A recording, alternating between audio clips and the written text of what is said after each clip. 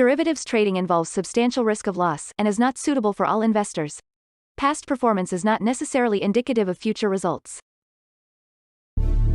So stressful when the world's on fire. Good God. I can't look at this, guys. Like, my strategy is you buy it and you hope that you got a good spot. Yeah, but we all think you're crazy. You don't fight this. No way. The markets are freaking out and you don't think that anything is wrong? Come back tomorrow and I'll lose it all. Should be fun. Good morning, everybody. So today we got the micro treasury futures going live, although it doesn't look like my platform is getting the data here correctly. So we're going to have to do some figuring some things out. But that's okay. Not a whole lot. I don't see a whole lot of reason for interest rates to move like big time today. So I think we can kind of take our time with that and figure everything out, right? You love the intro. Thank you very much. Well, let's go into the charts. So China not doing so well, and that is largely, I think, the reason that we got some downside action here in the AM. You come and look at the treasuries, it came up a little bit, but it's come back since. I think that I'm starting to see the market talk about the taper, but there's a lot of confusion about when it's going to happen and so forth. There's a story on CNBC right now basically saying that the Federal Reserve is starting to signal that they're going to do it, and that the oh my gosh, I'm on the wrong page. On the wrong page. Let's fix that. There we go. No, that's not it either.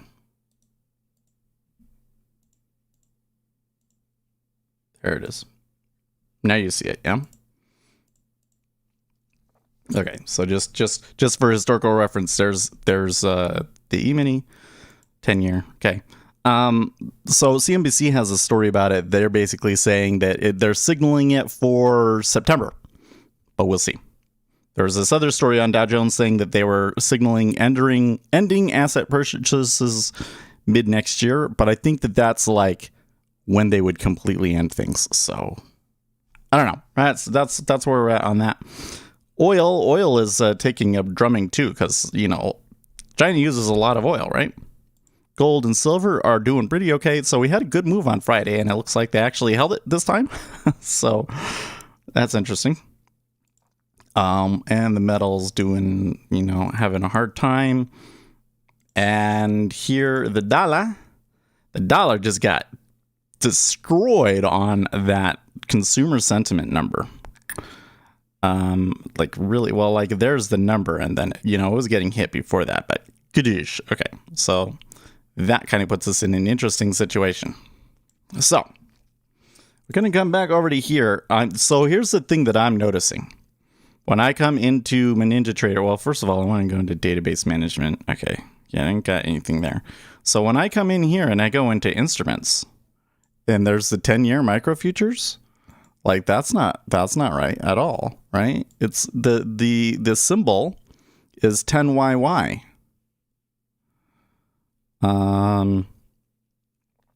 But where do you change that? IQ feed, kinetic, Z10Y.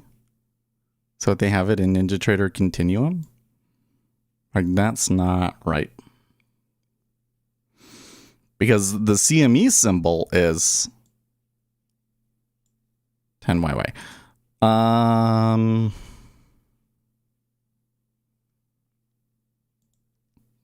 could try connecting NinjaTrader to it directly and seeing what happens with that.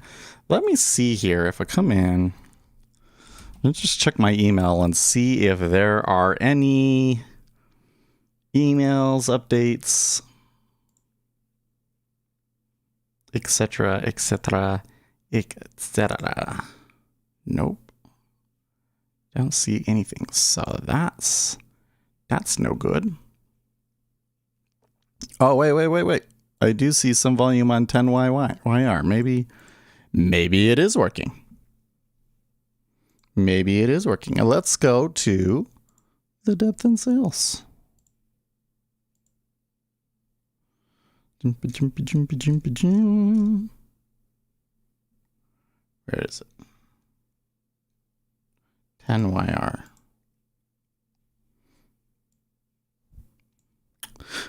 Well, that's not too encouraging. This does show that some volume went through at it.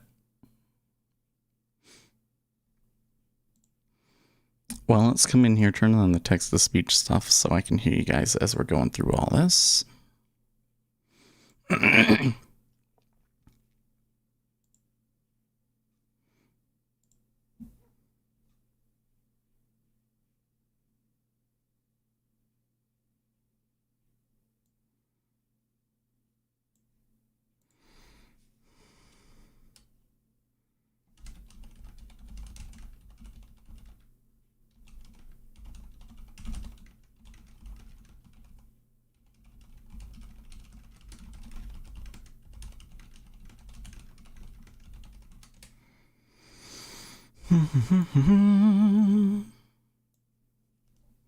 So how can we do this? Let's try this first. If I come in and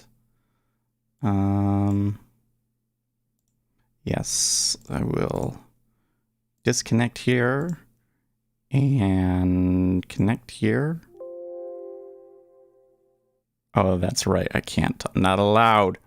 Boo. Okay.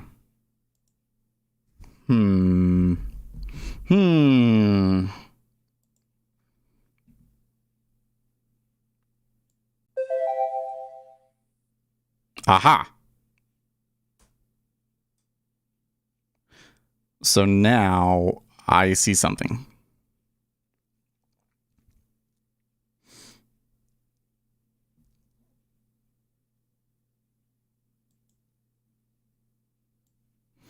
So let's do this.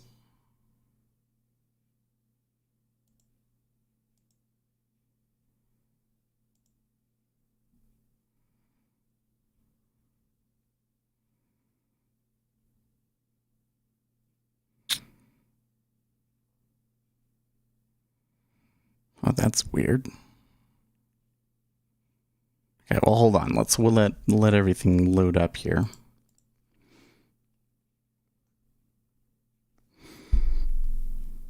I only see 200s on the inside, and that's it.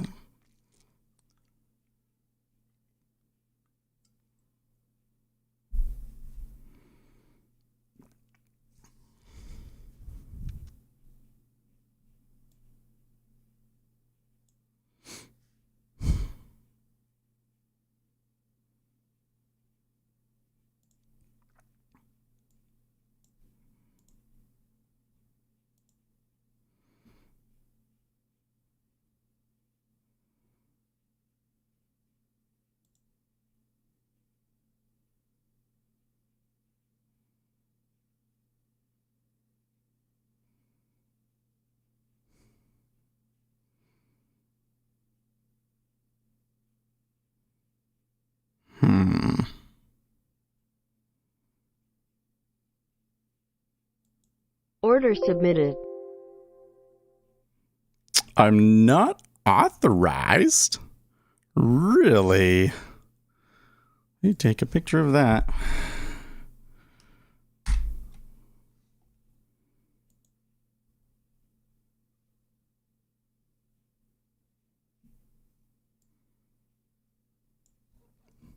Ninja, what is wrong with you? Let's see here.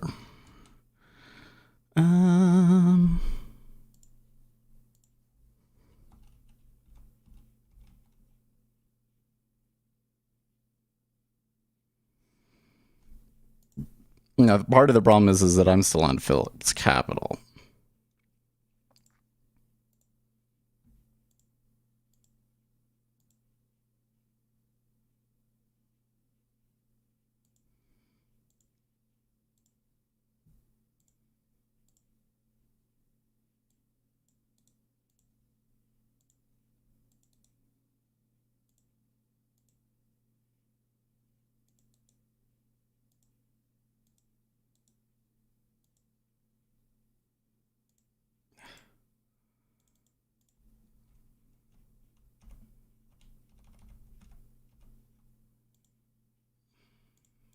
It'd be difficult, huh?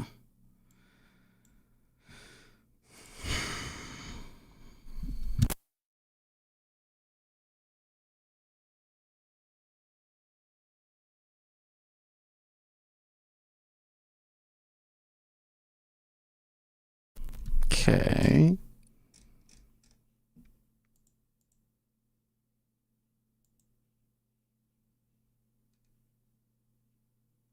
Well, that's not helpful.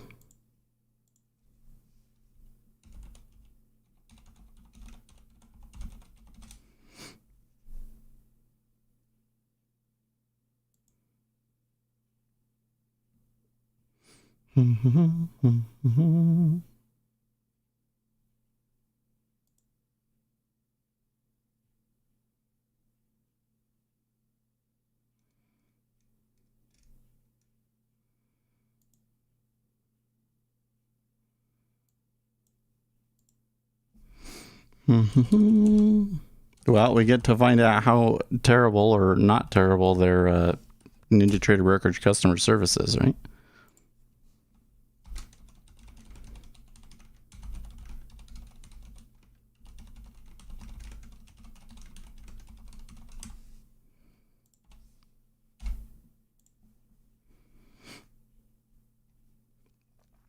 It's going to come through email.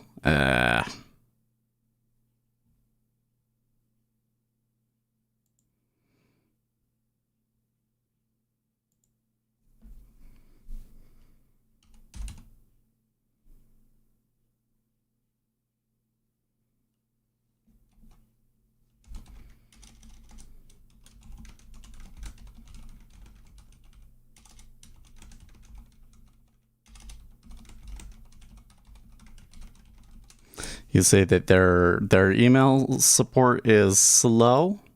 So how do you get fast answers? Or is there, maybe I need to call a number? Maybe I need to call a number.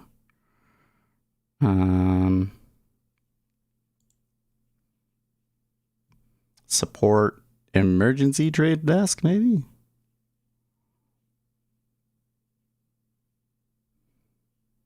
Call.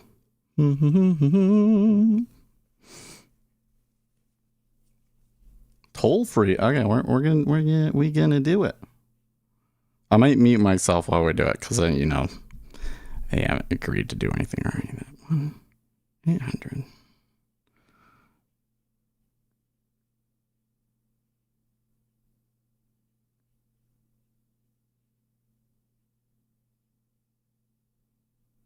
Thank you for calling Ninja Trader Brokerage. If you have a trade emergency, please hang up and dial the emergency trade desk at 312-423-2234. Gracias por llamar a Ninja Trader Brokerage. Si necesita ayuda en español, por favor marque el 9. If you have a technical support question, please email us at platformsupport@ninjatrader.com for the fastest response. For brokerage-related questions, you can email us at brokeragesupport@ninjatrader.com, or please choose from the following options. If you know your party's extension, please press 0 and then dial their extension after the prompt. For assistance with opening a new account, please press 1. For help with a pending application, press 2. For help with your existing brokerage account, press 3. For help with funding or withdrawing funds, press 4. For the emergency I think we're trade 3, desk, right? press 5. For all other inquiries, please stay on the line. Oh, maybe I should have just stayed on the line. Thank you for your patience. Oh, look, we get this lovely classical music You may with also visit at ninjatrader.com calming and violence. select help to submit your questions for live support within minutes. Oh, man.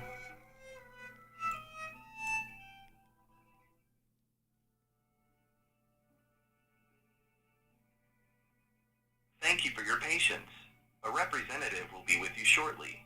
You may also visit ninjatrader.com and select help to submit your questions for live support within minutes. Any thought on the Afghan news? Oh, man.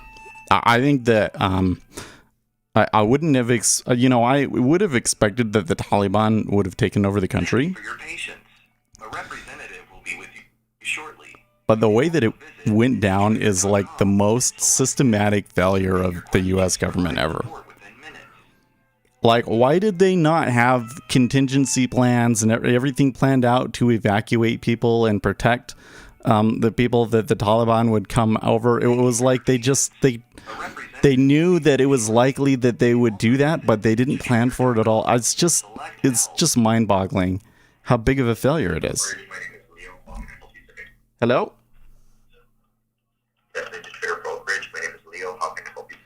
Yes, my name is Seth, and I have a brokerage account with you, and I am trying to pull up and use the new micro treasury futures that are live today.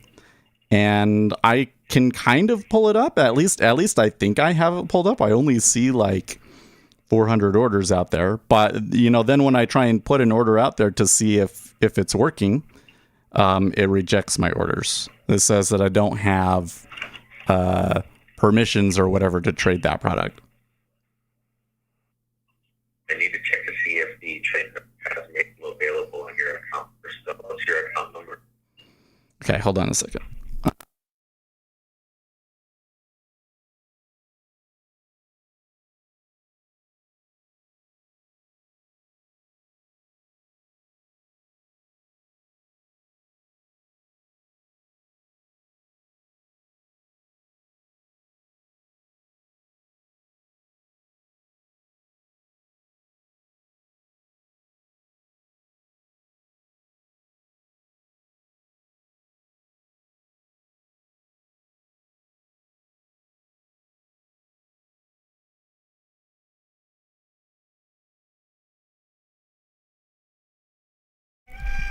I'm on hold. Gracias por su paciencia. Un representante. Okay. So this didn't take me long.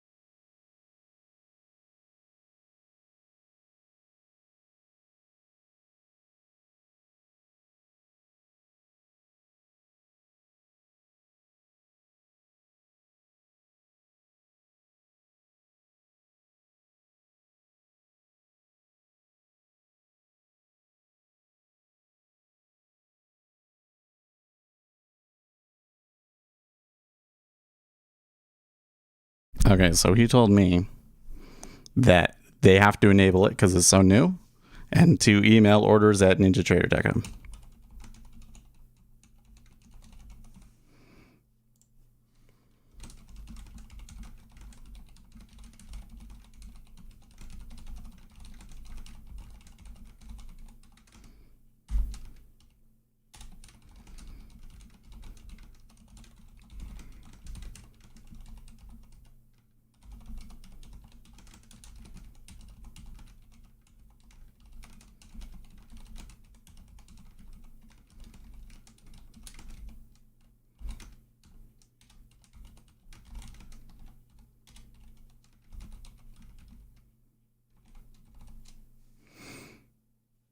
Let's see here. On the CME, it is 10YY, right?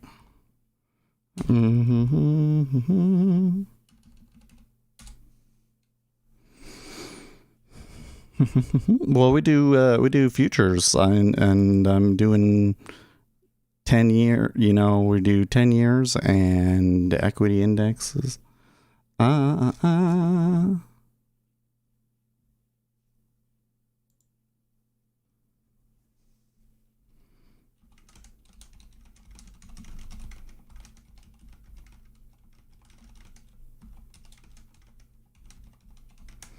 Well, let's just check the Ninja Trader Superdome just to be sure here that I'm not seeing something.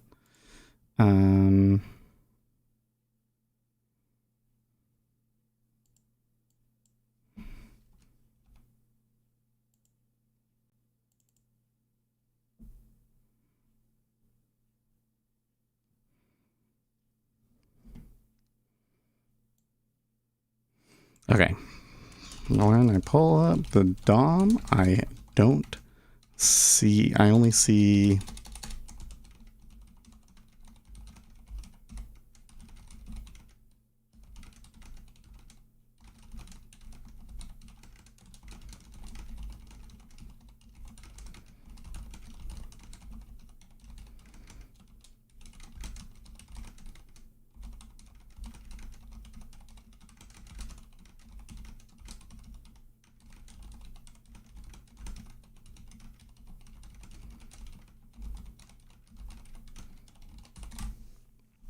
dum-ba-dum-ba-dum. That's right, folks. I'm doing all of the work for you here so that you can. So now, do you guys have it showing up? Okay, so yeah, I see Adrian is the same one, having the same problems. What broker / data feed? Question mark. Would I be having this problem if I was on AMP?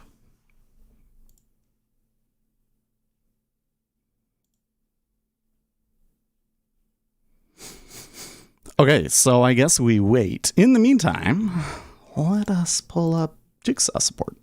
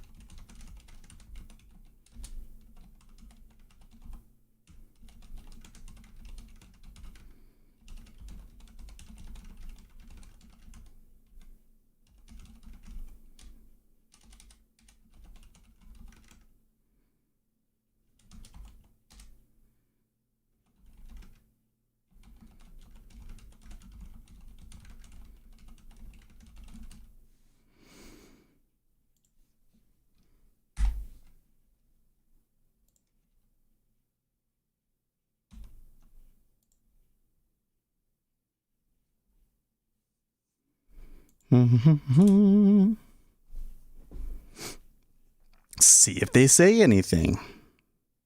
New York manufacturing fell off the cliff, really?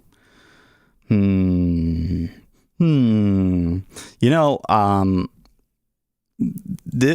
kind of interesting here. Okay, yeah, so I see Empire State Manufacturing Index 18.3 versus 30.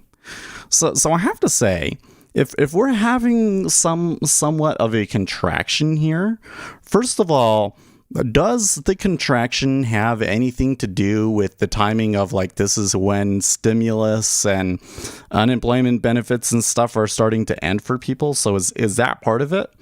And two, why is it that we didn't really get any indications of this until the consumer sentiment? Like, it seems like maybe there was some numbers that kind of suggest that things are slowing down, but not like crashing like this.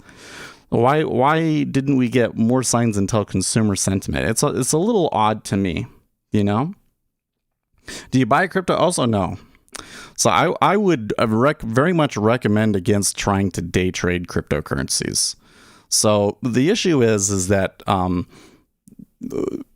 if we go back to the way that I function, the way that I do all this, I've done a lot of research. I'm very much into empirical research, scholarly studies, etc., and then running my own like backtesting strategies and so forth. And everything that I have seen suggests to me that the efficient market hypothesis is false. Markets are fairly efficient, but there are some efficiencies that just can't be removed, and that in particular, orders have a very significant impact on the market. Way more than any retail trader realizes. The argument is always like, it doesn't, it can be, you can have this huge amount, it doesn't move the market. This is not true. Orders move the markets, and they move the markets 5 times more than you think that they do. And so in order to pull out any kind of edge, what you essentially have to do is predict future order flow is what it really comes down to. So in order to predict future order flow, you need to think about things like, are there going to be liquidity needs by firms? Are there going to be changes in anticipated beliefs about the fundamentals, or what people think the future order flows are going to be, so on and so forth. And when you look at Bitcoin, there aren't many edges of that kind that you are really going to be privy to. So when you really look at it, everybody's trying to trade off of a technical analysis signal that doesn't really work. There's not real sound science behind. So when you're trading cryptos, you're basically gambling at that point. There's just, unless you are doing like high frequency trading, I think that you're mostly gambling. So that's why I don't think that cryptocurrencies are a very good option for day trading. If you're going to get involved in cryptocurrencies, I really think that you got to play them on a longer time horizon. And even then, you got to be careful, because I'm seeing things in the crypto world that it seems to suggest that there is like substantial fraud involved over there in that market. So hard to have confidence with this administration. Yeah. Well, that they have 4 major crises going on is really like, whoa. How did we get to this point? It's interesting to... Oh, I already got a response. Okay, but I want to... yeah. Okay, so Mike Shinto says the markets aren't tradable yet. What you're seeing is the market makers trying to create a market in those products. They simply aren't ready to trade yet. The 2 and 5 year have 0 volume thus far. Yeah, because you guys don't have it enabled for anyone.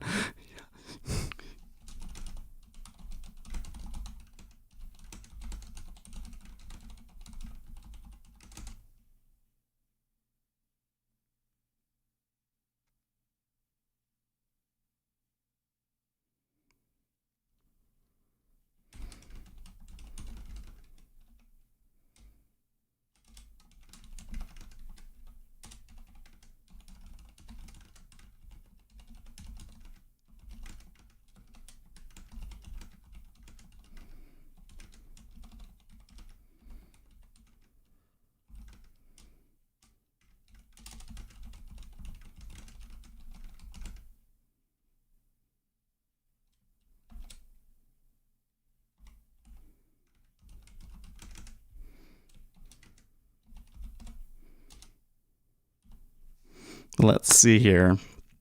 So if we were to translate a $500 move in here, that would be 32 ticks, right?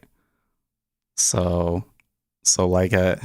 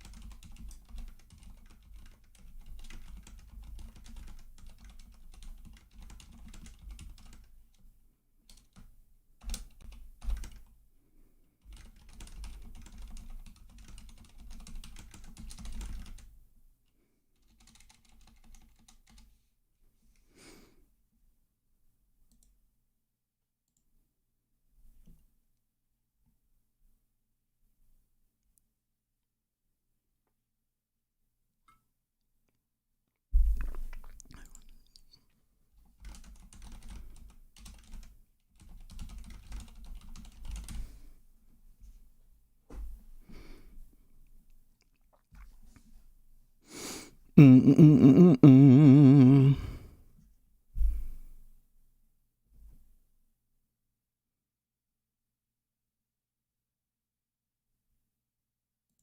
This is just absolutely okay. So just for those of you that haven't been following us here, Ninja Trader does not seem to have the product set up correctly or whatever. I go and I ask them, can I be enabled to trade this? And they say, the markets aren't tradable yet. What you're seeing is the market makers trying to create a market in those products. They simply aren't ready to trade yet. The 2-year and 5-year have zero volume so far. So here is my response. Yes, because nobody has it enabled to trade, and it's a product designed for small retail accounts. I have a $1,500 account on an instrument with a $1 tick size. A $500 move in ZN is going to be equal to more like $64 in the micro treasury futures.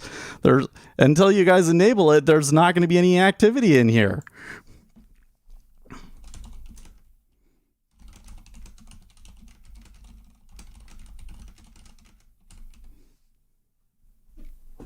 What a fucking disaster.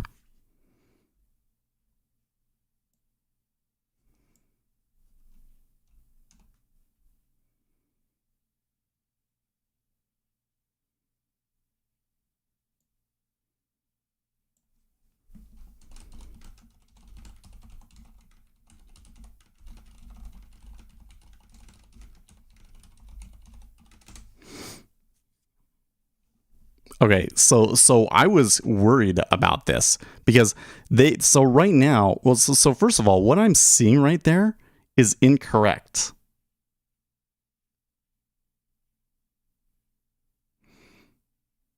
Because the interest rate is not, it should be in tenths.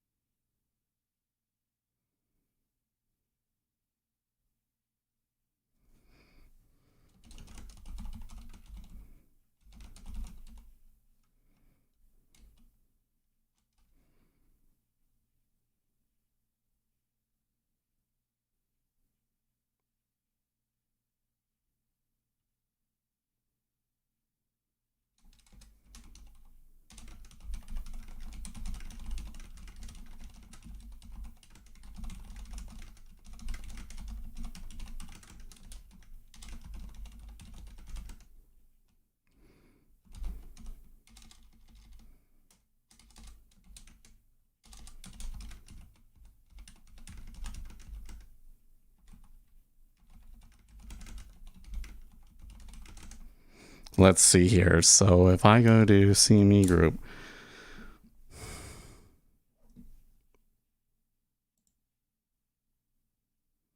like, so here's the thing that's crazy to me. Okay, nobody is set up to trade this. Do you realize, like, if I had the ability to trade this right now, I would be the only person out there that would have any clue what the correct price even is. It's not showing me this correctly. So that's first is a big problem. Okay. And maybe that's why nobody else is trading it. But if I come here to tools, like this, what should it be at? Right? Is the question. And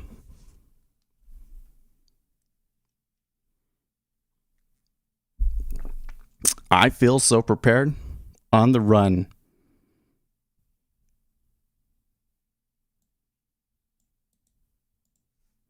Here we go.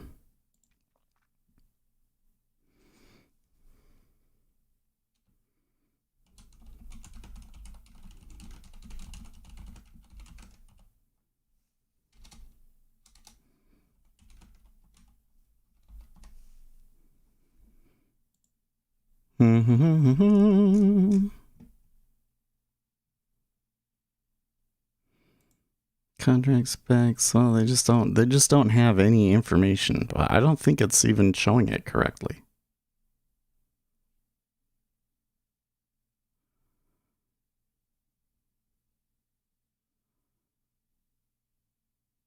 Do you want? I do.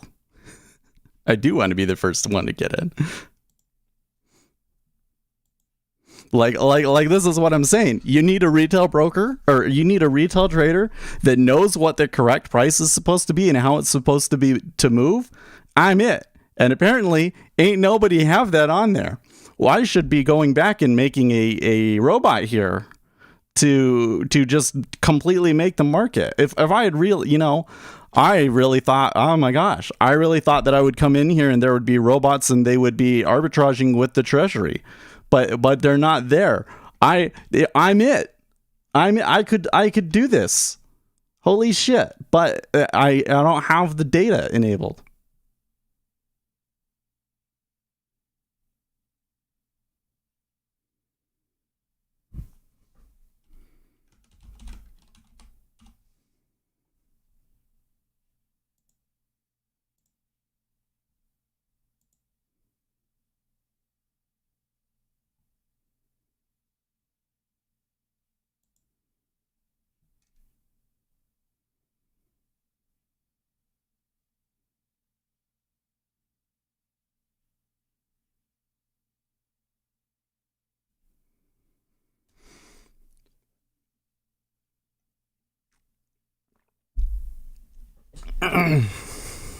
This is nuts.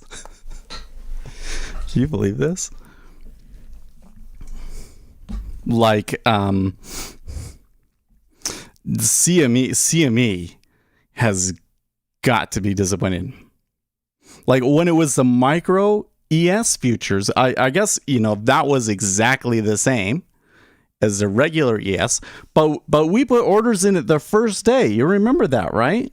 Everything was up and going. It was fine. This one is a complete disaster. The platforms ain't even showing it right. I don't know if it's just Ninja.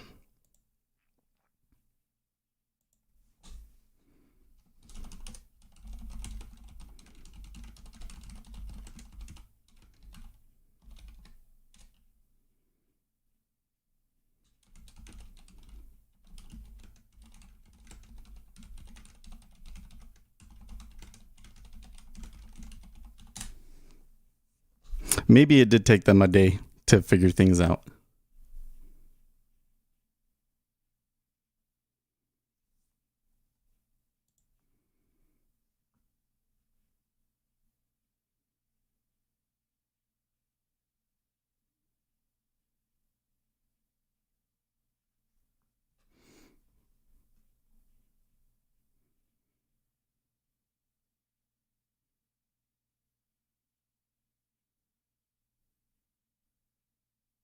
It's not moving though.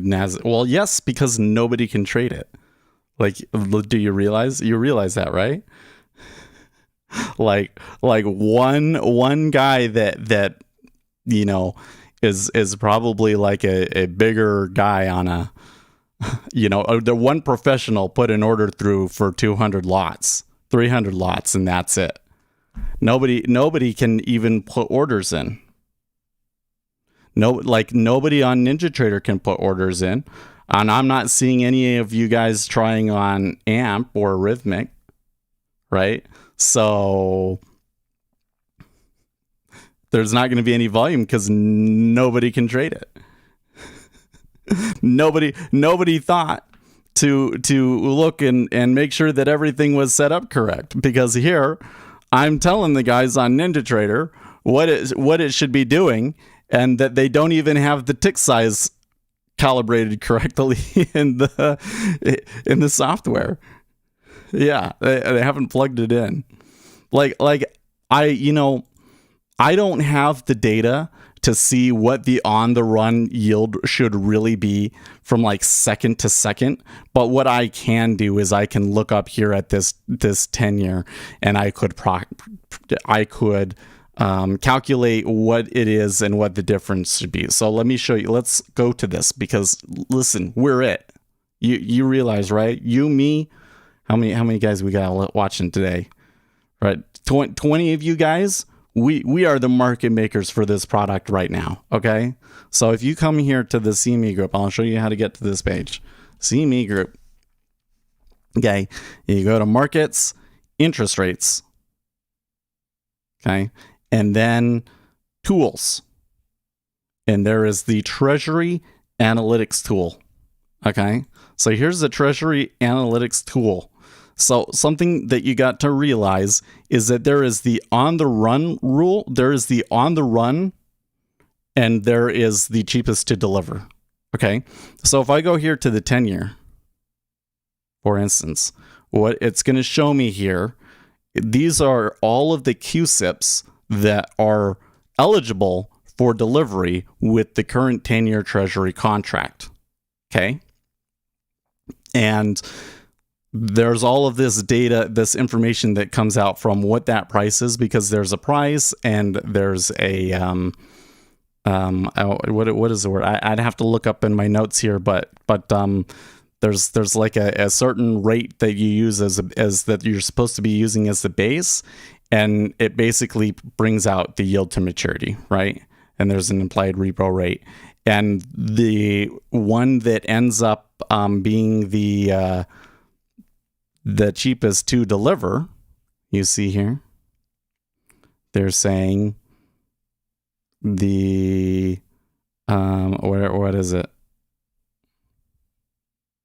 Yield 1.0134, right? And that is over here. I think it's that one that is the cheapest to deliver. Oh, no, this is the cheapest to deliver. This one right here is the on the run. This is the most recently, right? C815 2031.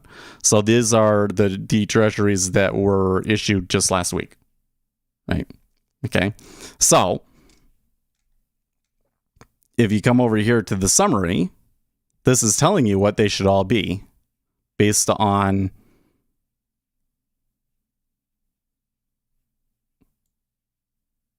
the information, right? So the 10-year 1.0134 now. Oh no, wait, on the run 1.2792.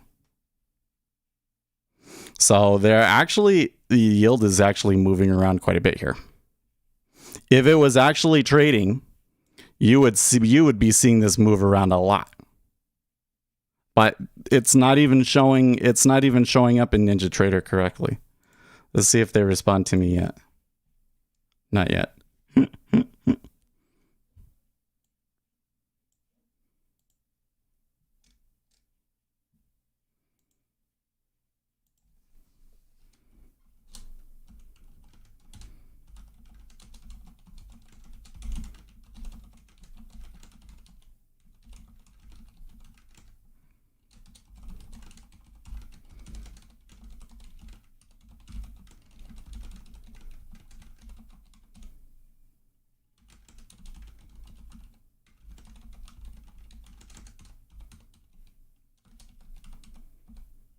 Look, I wish I could look it up on Rhythmic, but I don't have a Rhythmic anymore.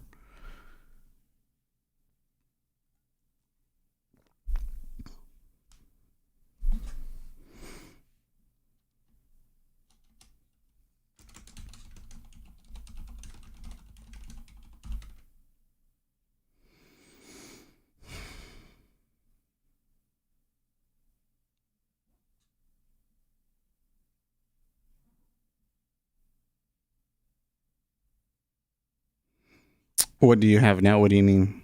Oh, I have CQG right now. I have Continuum through NinjaTrader. I would like to move it back to Rhythmic, but I will have to wait until the NinjaTrader brokerage becoming their own FXCM is complete.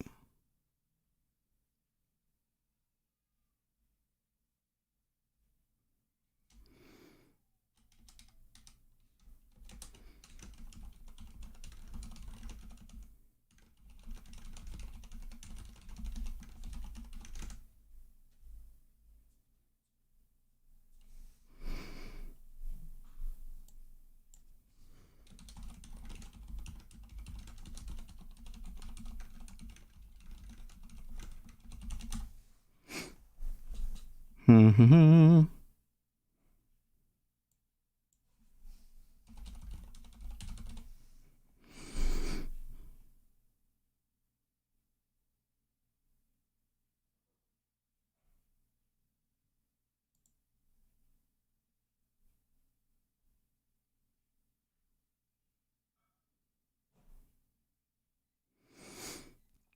How can we do this?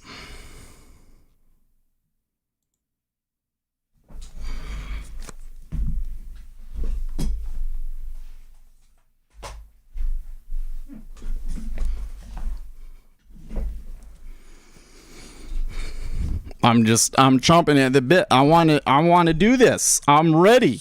I'm not ready. I mean, I don't have some robot that will automatically put it out in there, right? Oh, no.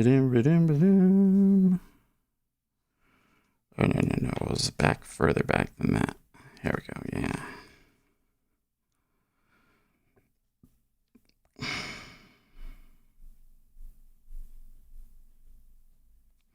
The notional yield.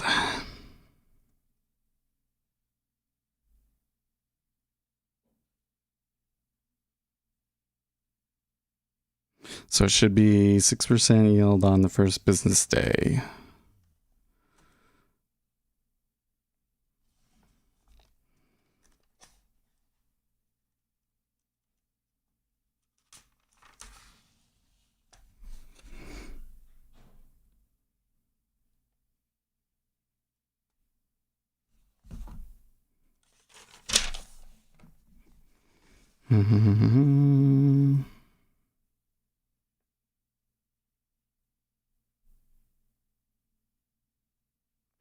Probably.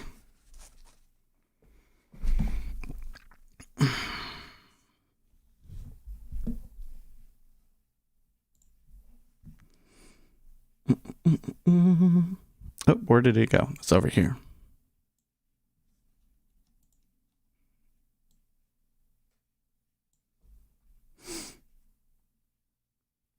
What is your average return in percent terms? Oh, it's not even worth talking about in percent terms, Adele. So, when you're talking about futures, you're so leveraged that if I were to talk about it in a percentage change of my portfolio, it would be like 10 to 100%. Because the reality is that we are like way over leveraged on most of these instruments. So trying to look at what you will realistically make in a month with futures is probably the wrong way to look at it as a beginner.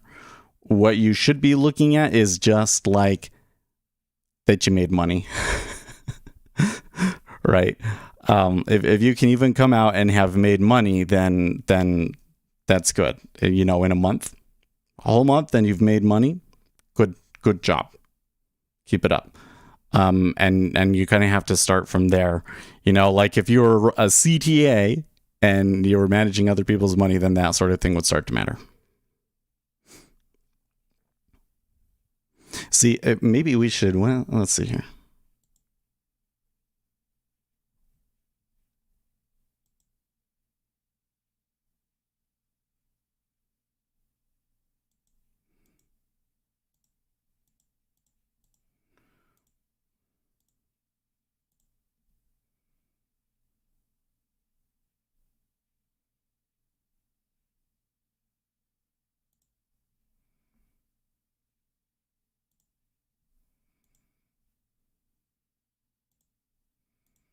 Do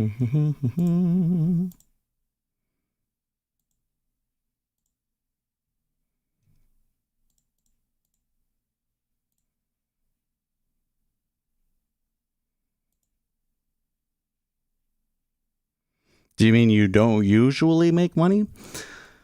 I would say, well, let's see here. I would say that it's pretty inconsistent from month to month. So this past month, like for instance, this past month, I've been trading it on Sim. and we made over the past 2 weeks $1,200 in the 10-year Treasury using a maximum of 4 contracts at one point, which you would only need to have a $2,000 account to do. Okay, so yeah, that's like almost doubling your account, right? So, but should you really be trading that much size?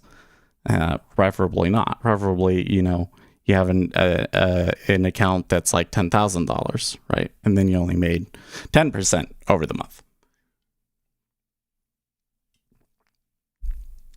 But is that what most retail traders trade it with when they do it? No. Most retail traders are way crazy over leveraged.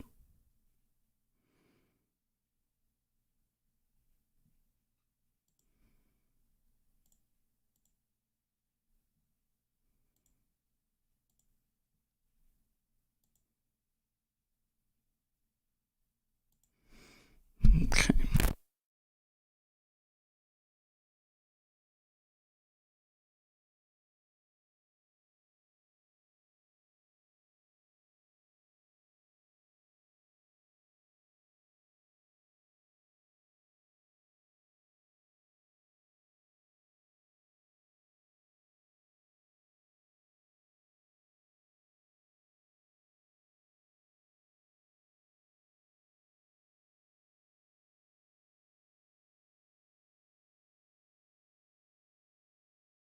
Be right back.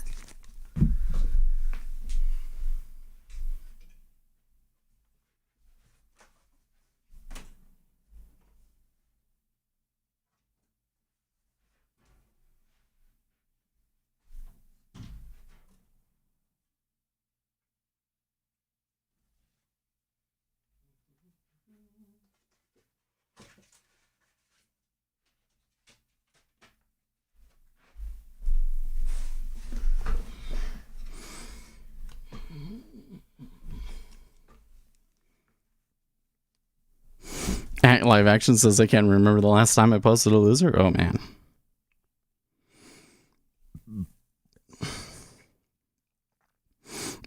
To expand further, Adele, 95% of people that do this lose money. Yeah. I've seen you on YouTube for a couple of years, and I assume you know what you're doing and have risk management. Yeah. But what counts as risk management for me is being very selective about when I actually decide to trade the account. Does that make sense?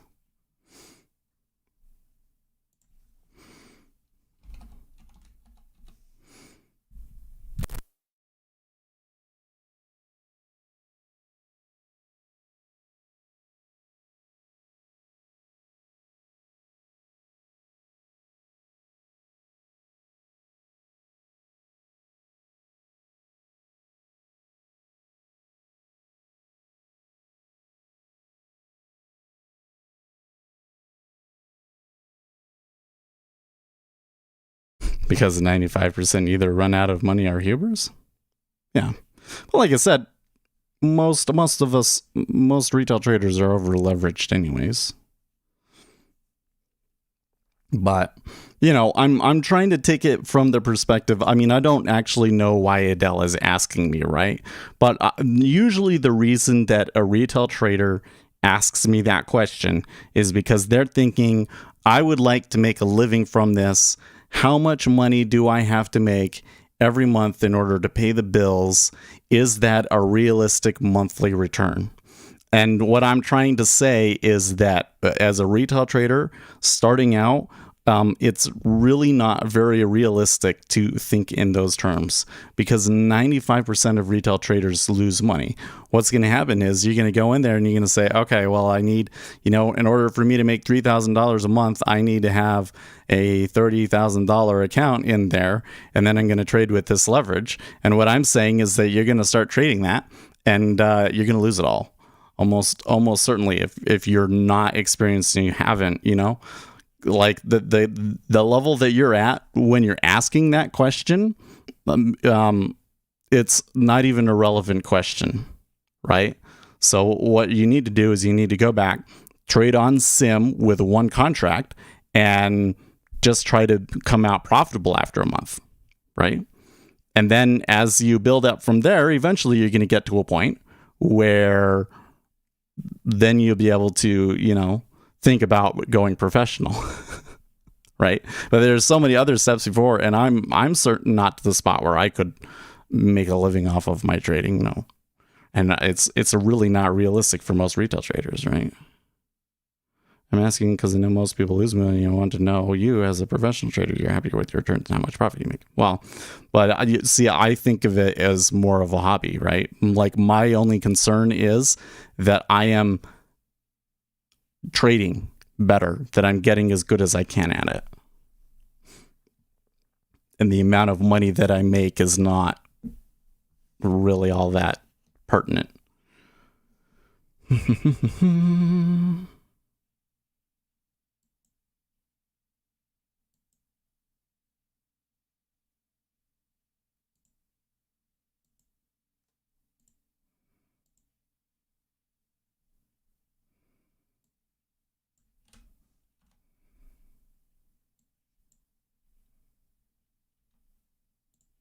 That's not correct.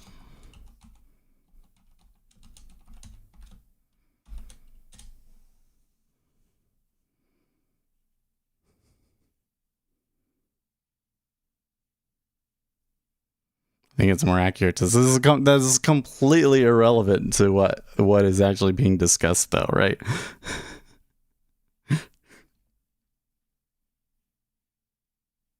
I didn't know that is. Well, I'm not. I don't work for. Yeah, you don't realize this. The thing that I'm trying to get across to you is most retail traders, when they start out thinking, yes, I would like this to make this my living. And what I'm trying to say is that is not going to happen for 99.99% of you. Okay. Out of everybody, every retail trader that has traded futures over the past 10 years, there's probably only a dozen that are still doing it and making a living from it.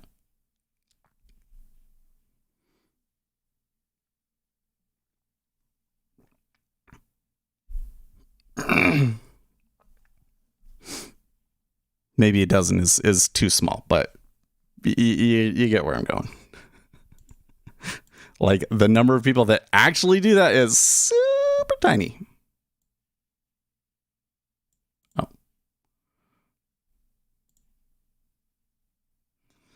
Okay, I had that wrong.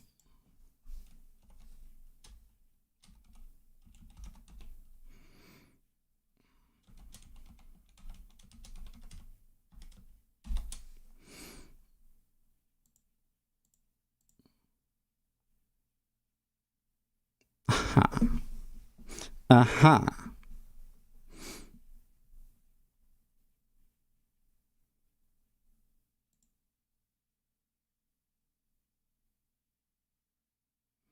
You saw a new steady profitable trader percentage. I'm going to bet you that over the past year, when you factor in the Block by. what is the word? Oh my, the Treasury is moving, by the way. When you factor in all of the guys trading equities and options right now over the past year, probably there's a lot of people over the past year that have been profitable with it. Oh, okay, that's interesting.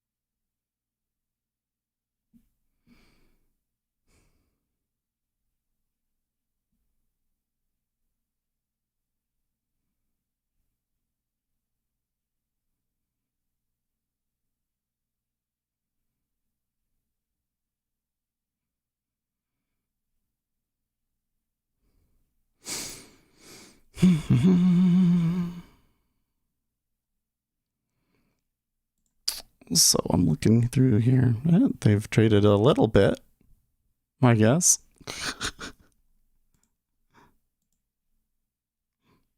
CME Group now trading micro treasury futures. They got it in there. Okay, cool. But none of us can trade it. Ah!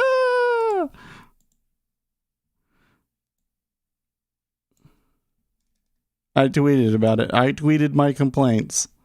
Let's just say I tweeted my complaints.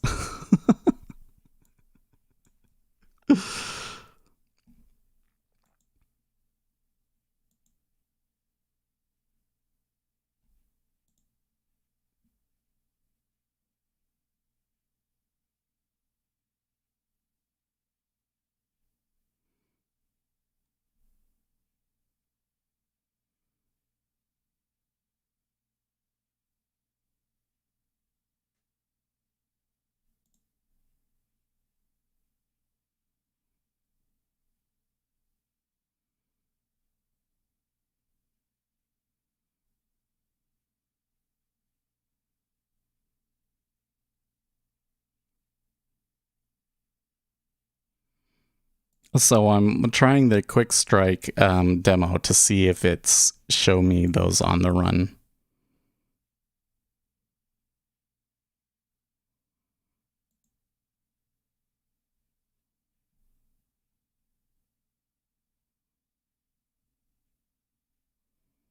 Oh geez, I don't even know what any of that stuff means.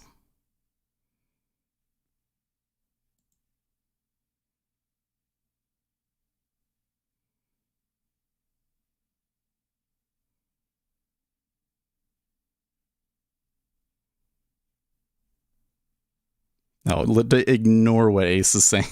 This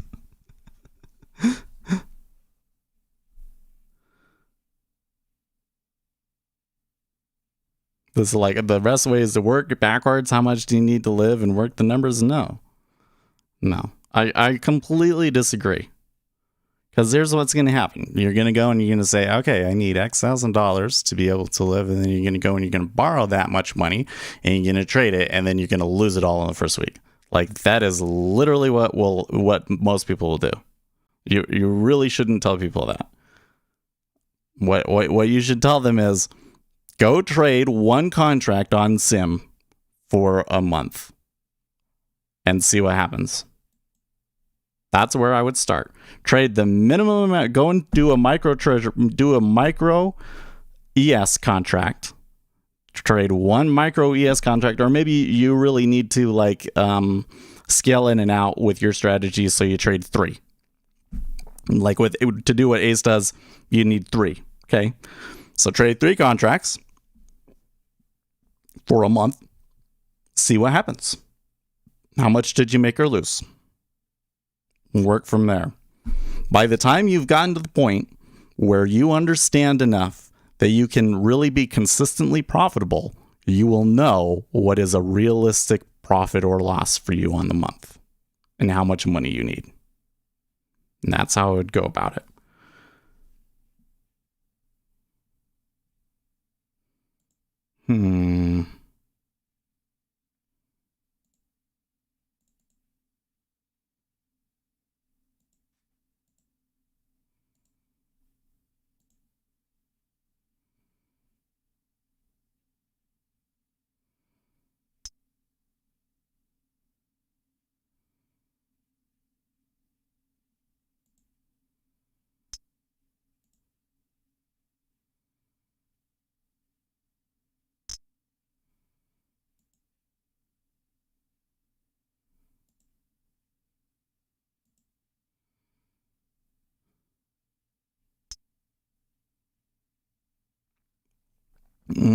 It is not showing me. Here, I'll show you.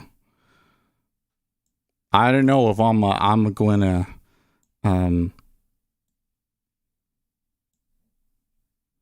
buy their product. Product summary.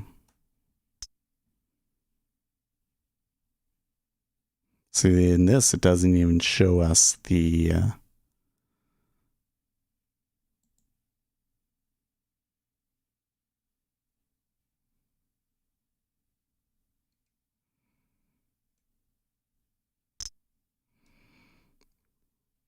pricing sheets. That could be interesting. Aha.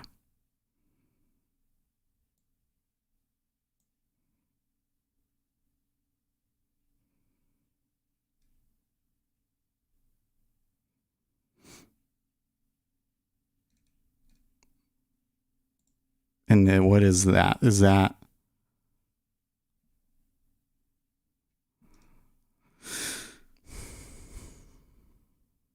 These are expirations. These are options.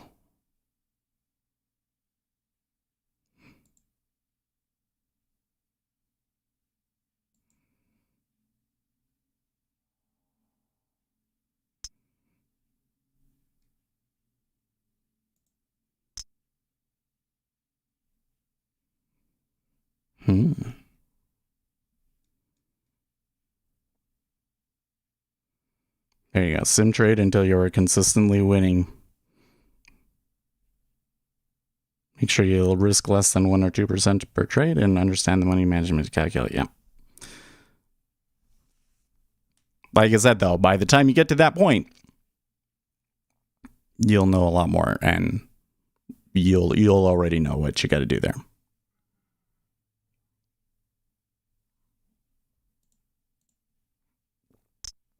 Well,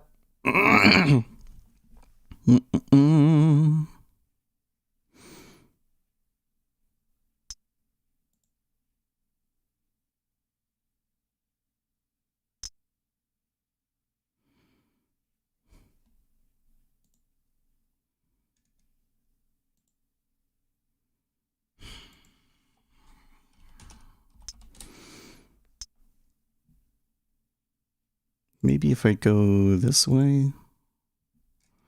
I'm a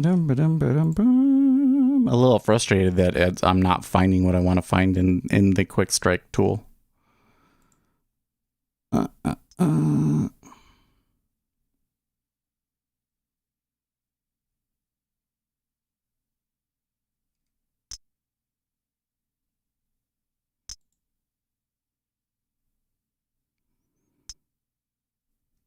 See, what I want to see is this. This is what I want to see.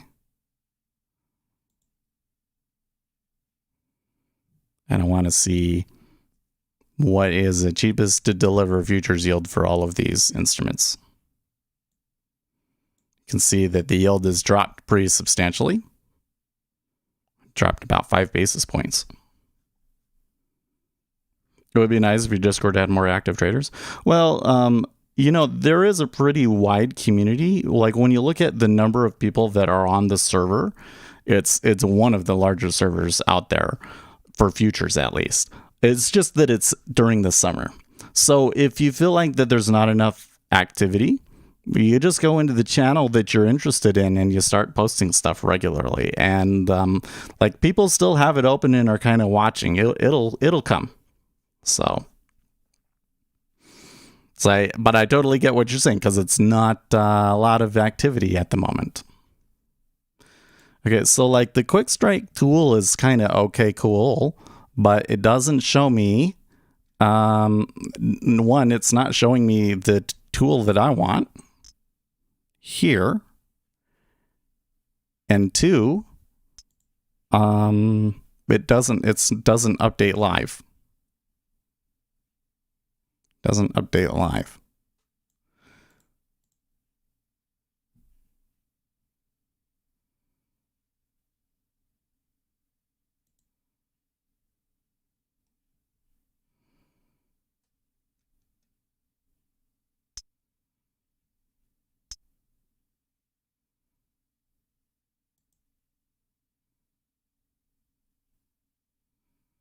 Oh, okay.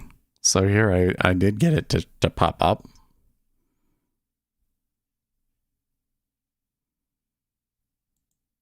Add that to my quick view, sure.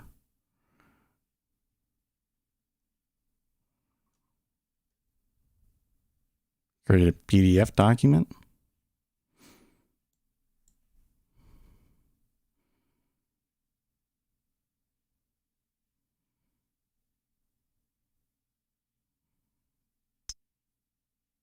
Because what we want is this right here. I want that number right there. Want to see that number update in real time.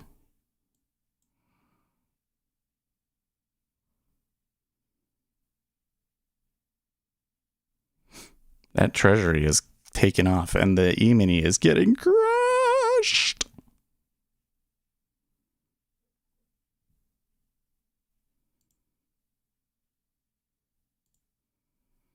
Well, I sent my oh wait, I got a response here.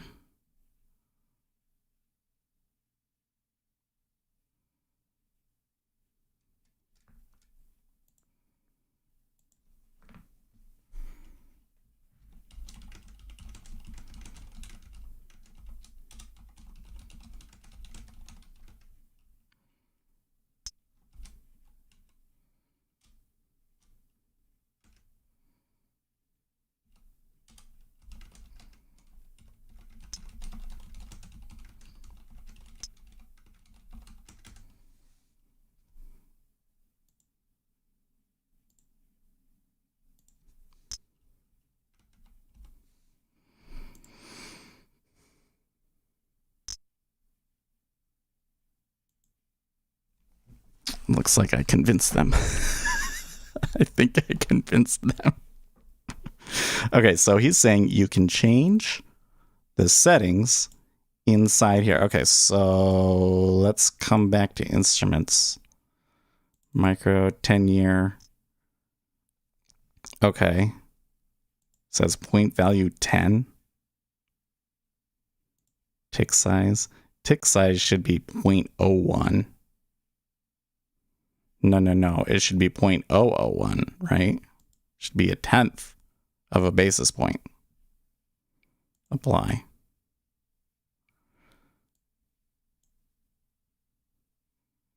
Point value. Ha. That's a little better.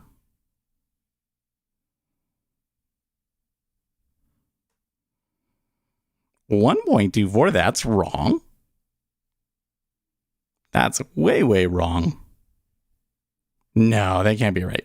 Okay, what is point value? Okay, let's see here. Coming back. Yeah, I can use this one. No, move this out of the way. And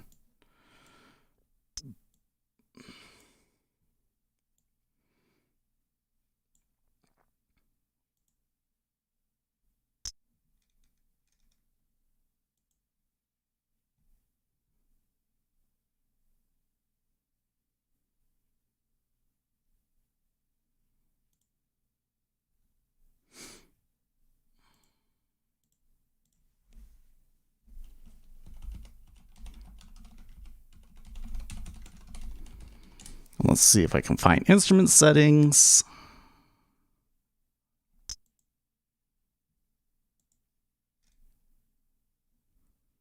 So it says point value. That's what I want to do. That's what I'm trying to figure out.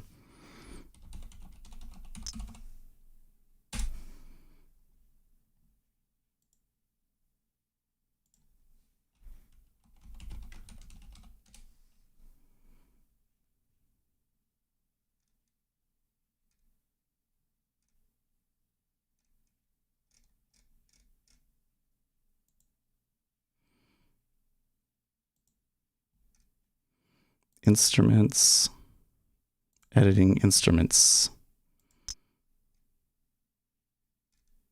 Point value, the currency value of 1 point of movement for the instrument. So if that is $1 and that's 10, 100, I think that a point value is 1,000. Could be wrong. Okay, so if I come back and pull this up now, does it change? Now I might have to like reopen it back up.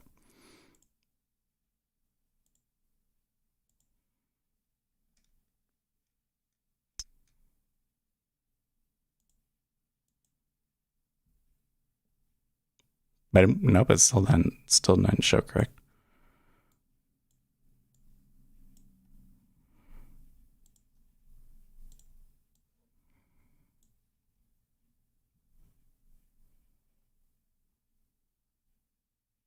Here, kids at the bus stop. My kids don't start till next week, I think.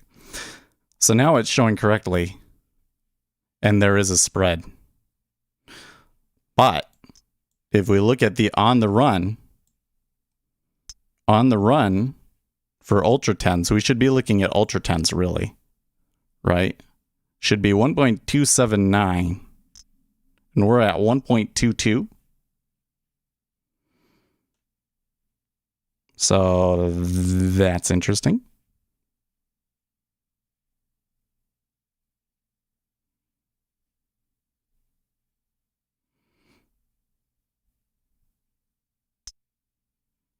That's on the run determined by finding the security with the latest issue date. The DOM on NinjaTrader is, yeah, it's terrible. But when I come over here to Jigsaw and I open up 10YR on it,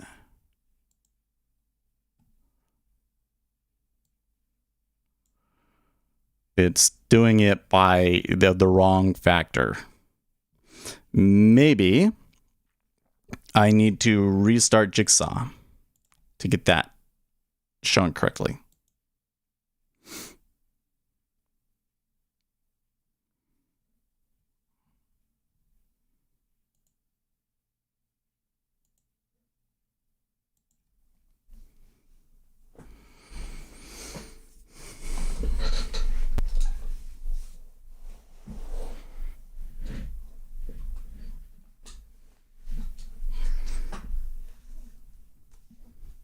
So I need a Bloomberg terminal, man. Because tick strike ain't not enough, I don't think.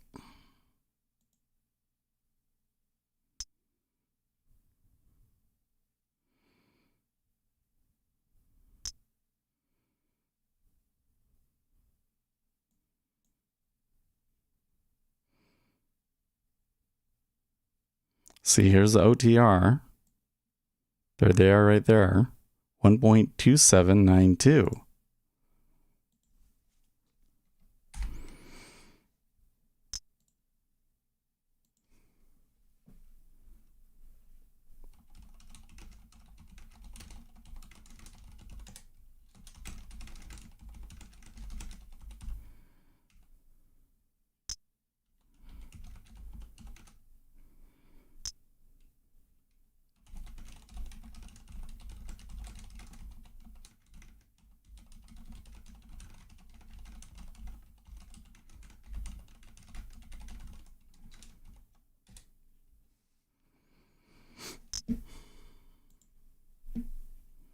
Okay, let's try this again. 10YR. Okay. All right, well, it looks like it's tick size is correct. Ta-da.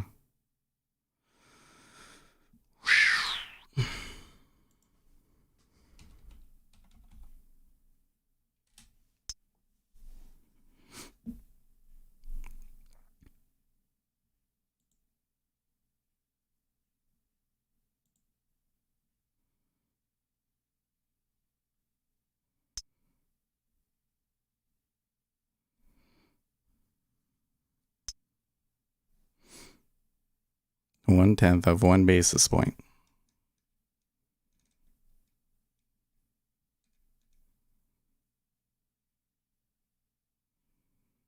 $1.296. That's from Broker Tech.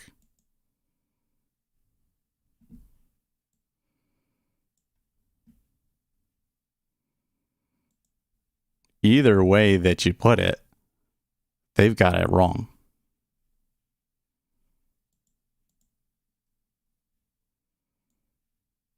Okay, well, so if I just use like a sim account here, let's just try a sim account. And I'm going to buy it. Well, we're going down, so that's the issue, but it's should be worth more. Let's just say that we get in right there. No, I'm going to have to hit with the market order to see. Okay. It is giving me the amounts correctly, at least from what I would expect.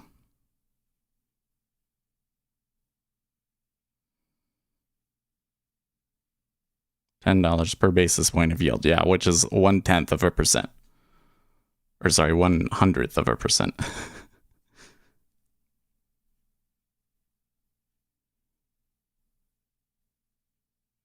So that all seems correct.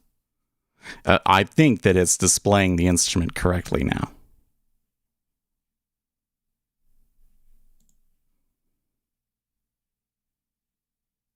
In here, you know, we should have this set to be like more market depth levels, but that won't change anything because that's just the only size that's being placed down there.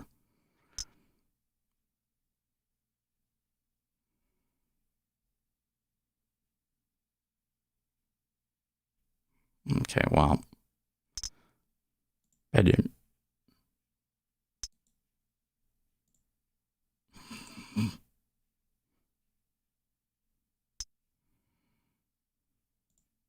Okay.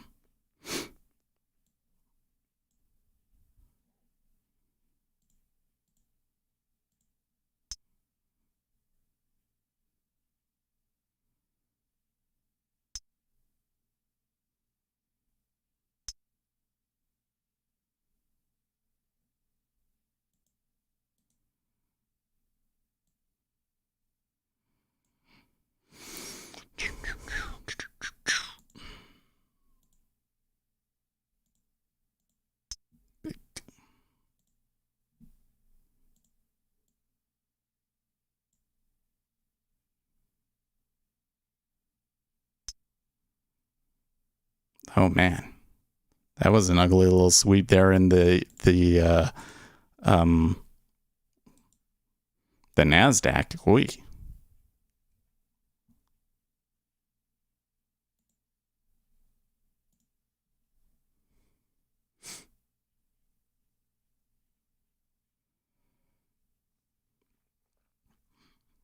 Lots of talk about tapering, but the Afghan thing is probably related to today's action. I'm not so sure about that, Coibito. Well, so one, I don't think that the Afghan thing should really affect us, should really affect the economy. So that's the first thing that I would say on that one.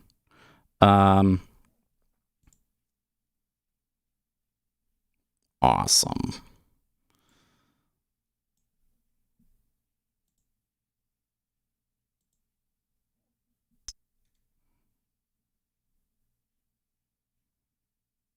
Order submitted.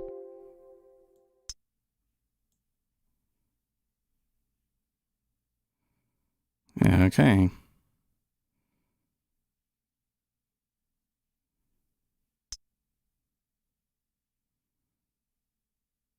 Oh,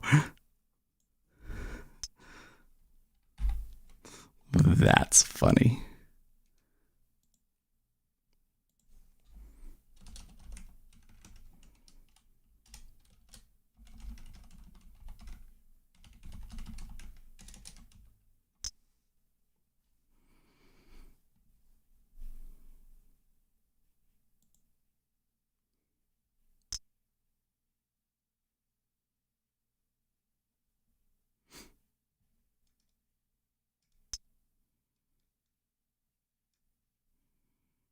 Really? Really? Okay, you know what? We're going to have to go back to... What is it? What is it over here?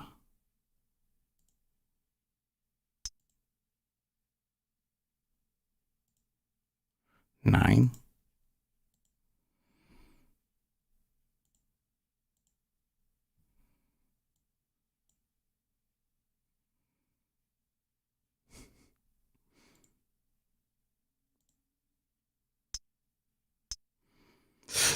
So according to this,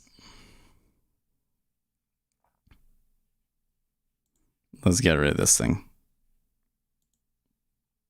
According to this, that's all the size that's out there right now. And only 200 contracts have actually traded. But something does appear to be market making out there.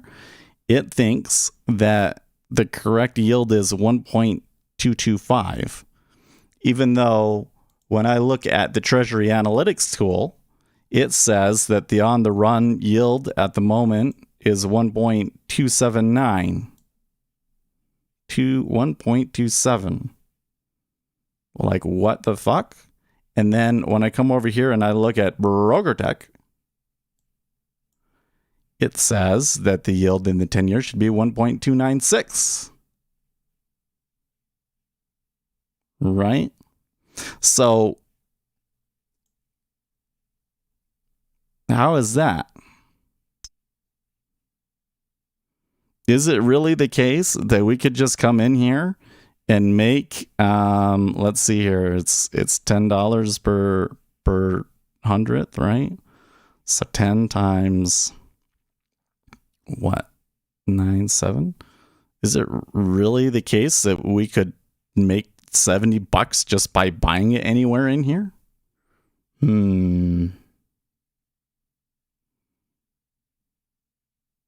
Who knows, they were testing. Yeah. Well, so I don't pay attention. I don't care too much about like where past price levels were, but there's certainly bearish action going on. It's just, I think that the bearish action probably has more to do with China right now than it does anything else. So the taper, one, I don't see any reason to be trading the taper right now. It really does seem like the Federal Reserve is kind of hinting at it, but I don't know. It's going to depend on the jobs and everything else like that. So the next piece of data that we get is retail sales tomorrow. So that's the biggest one. Anyways. So, but overnight we came down because China is getting hit. And that is largely because the Delta variant is hitting China, I guess. So I think that that's the primary driver of bearish action at the moment. It sure does look ugly at points.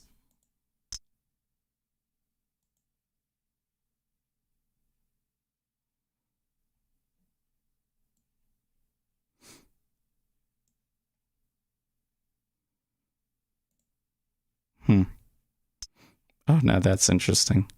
So did it jigsaw?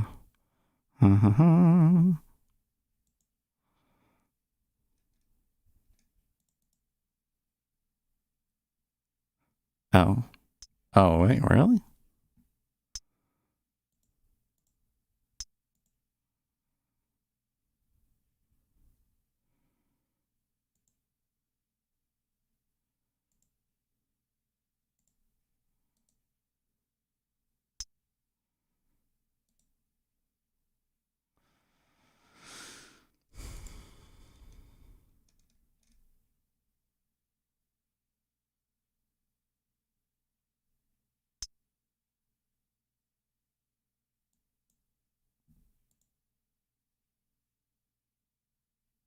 Oh yeah, it's just showing me the one that I test order they took.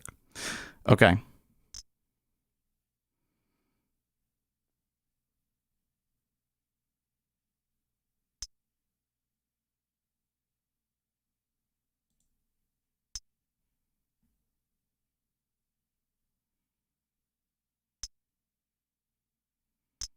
I think what I'm going to have to do is I'm going to have to move the treasuries down because this is a little bit bigger, huh? Yeah, I think I'm going to have to move the treasuries down here and the micro yields up here. And then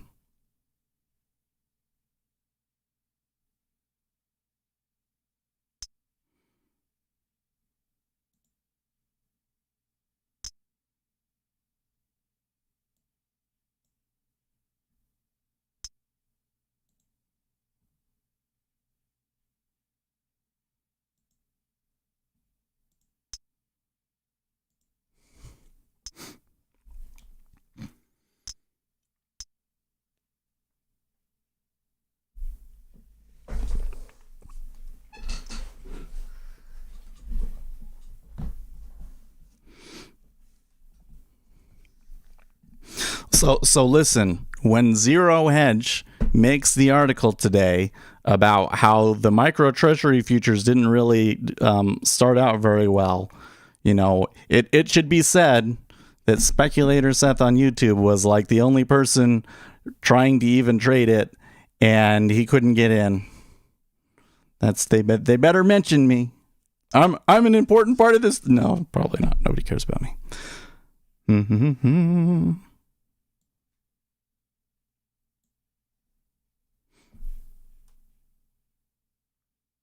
Feels like such a mess, though, doesn't it?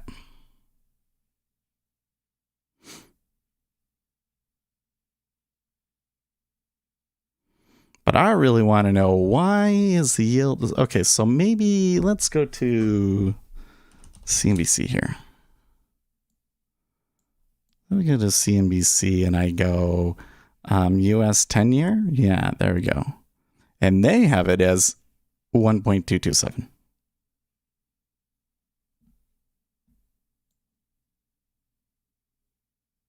Okay. So why? So does that mean these on the... But this one, CME Broker Tech Treasury benchmark, that's what it... Yeah.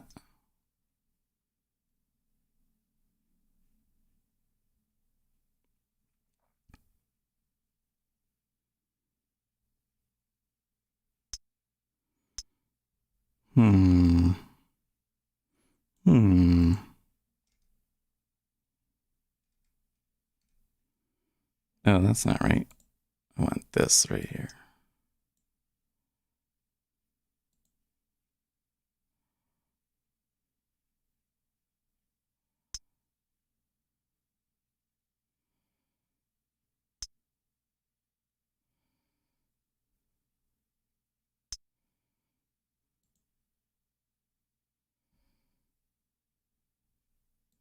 This one right here.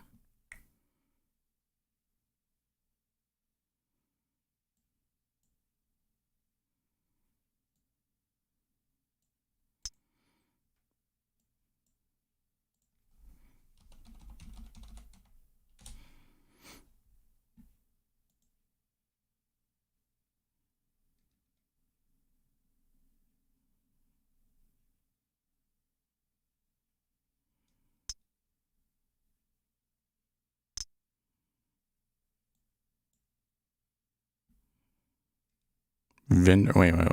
Vendor partners.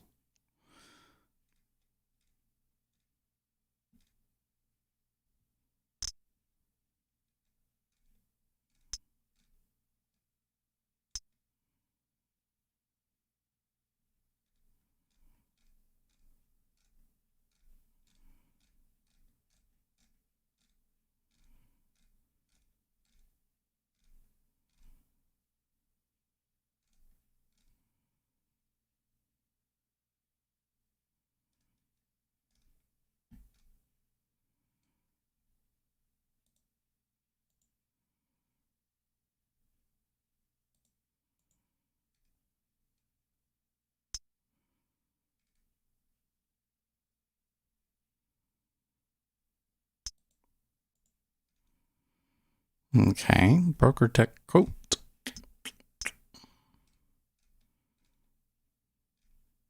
Yeah, that didn't show me anything interesting. Yeah, these are just their services. Data and analytics. It looks like, though, that you have to get it through one of their partners anyways.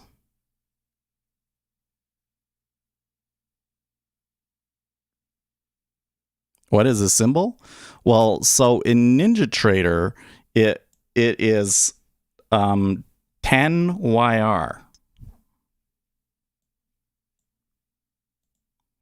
10YR. The CME symbol for it is supposed to be 10YY.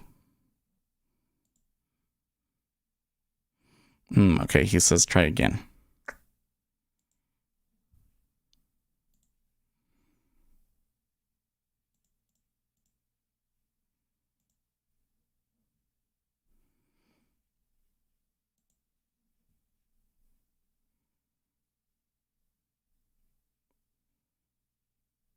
Order submitted. Order canceled. Aha.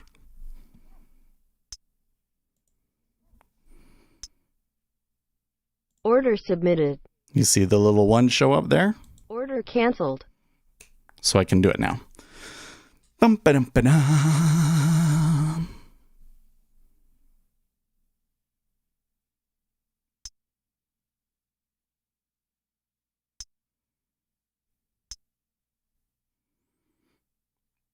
So what I think is happening here is the yield based on the on-the-run treasury is like 1.29 something something something, but the yield based on the actual cash treasury, if you're looking in a Bloomberg terminal, or here we're looking on CNBC, right, is 1.232 is where that seems to be coming from. So I think that's where the discrepancy is coming from. But the thing that it weirds me out is that when you come in here and you come to the micro treasury yield futures page and you look at here, latest yields from CME Broker Tech, which is what this thing settles on, and it says that the yield should be 1.296. So explain that. They're coming back hard, aren't they? Yes, sirree.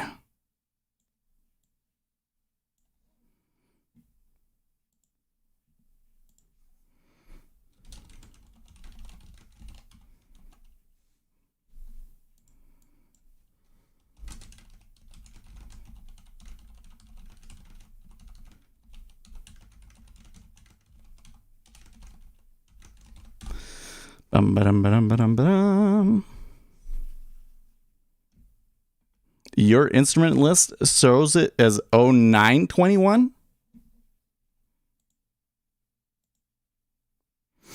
Well, so that's a good point. So like I'm wondering here, next thing is, can I come in here? Is it because of, well, no, that wouldn't make sense either.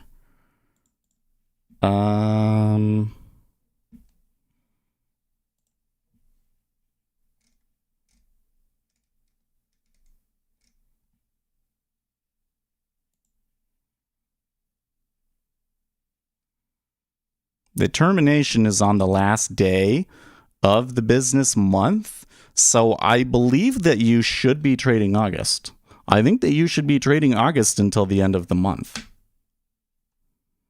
But your instrument shows it as 0921.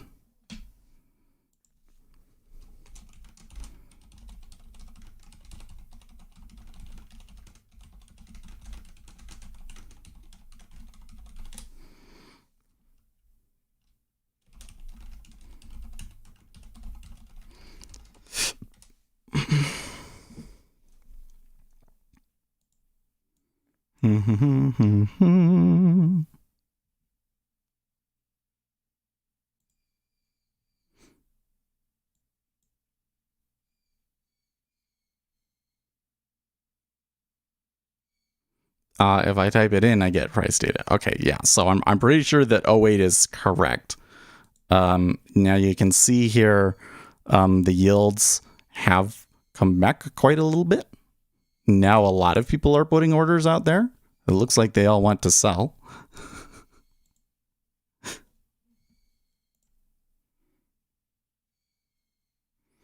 Okay, so I need to come over here to instruments and sort out the other ones now, right? So these are the, so I had to set it to 1,000 for point value, and the tick size is 0.001. Okay, so that should be the same for all of these. The tick size should be 0.001, and the point value should be 1,000. Okay, edit.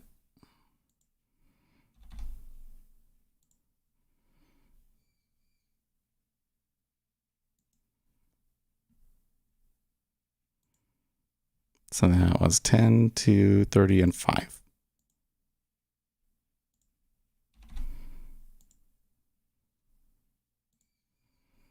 Okay, close. Now I am going to, well, so first of all, I want to, I tested that out. I don't necessarily want to take a trade. Okay. Now I think I need to restart Jigsaw here.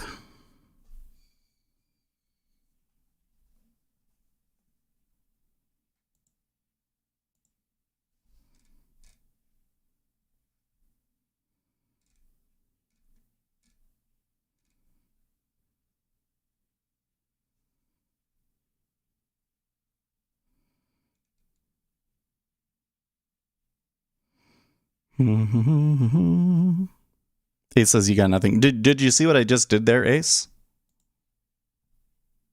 So you got to come in here to instruments. So you go,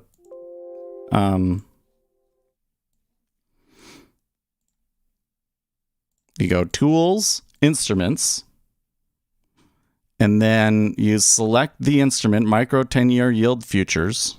Okay. And the tick size should be 0.001 and the point value should be 1000.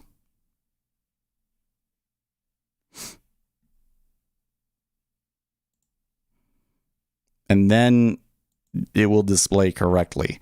Because when you pull it up, SuperDom 10YR, it should be doing it like 1.243. He says slow down. Let me do it again. Tools, instruments.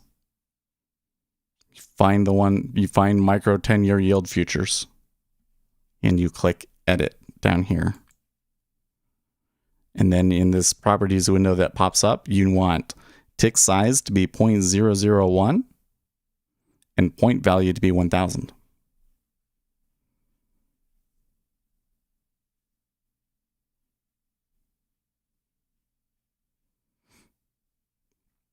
So I want to note, by the way,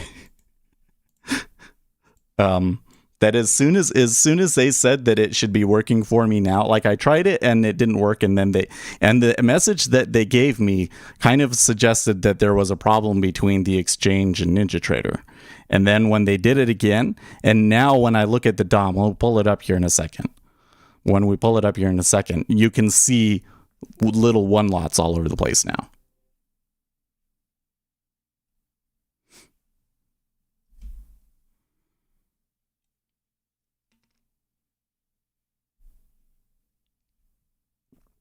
Well, I tell you what, those Treasury, the yields in the 10 years, they got smacked back so hard.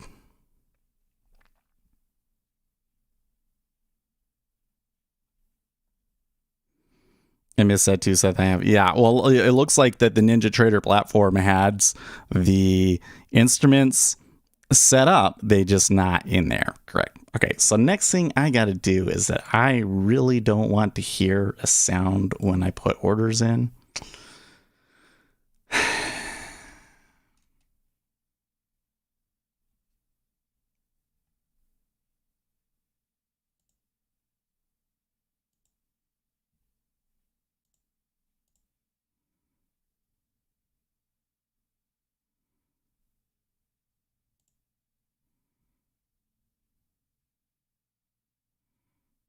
Apply.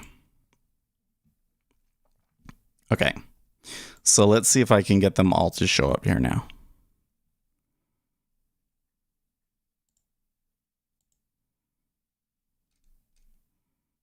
So I'll start with the 2 year.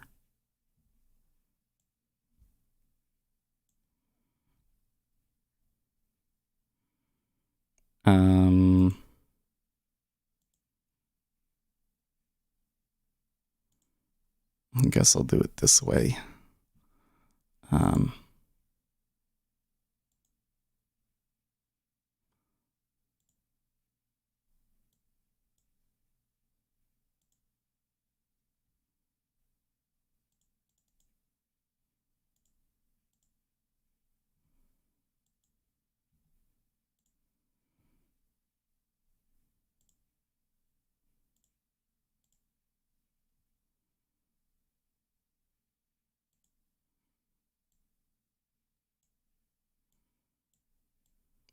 I broke it.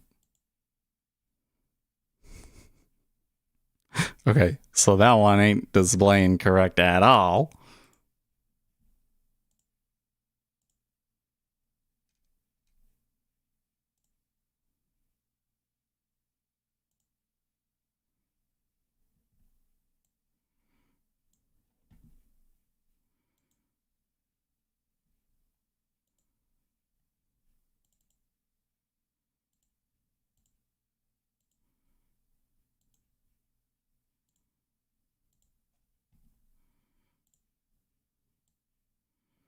So I don't know why it... okay, that's a little better.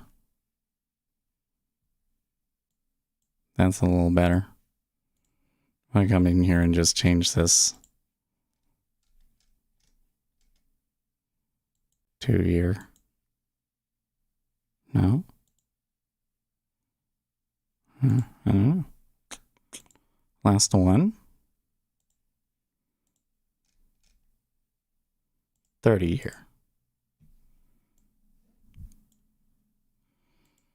Then again, I will come in here, change this to my big one, but then I'm gonna change the font to be the tiny font for now.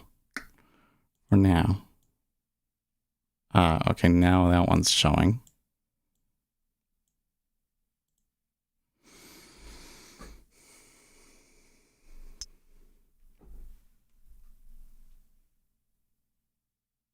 It says is the bid asks, which, yeah. So, oh man, how do we want to do this? Okay, so first of all, let's get those numbers down.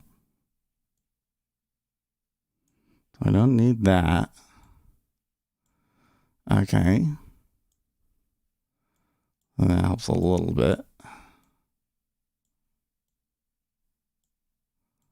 Now we get it to fit at least.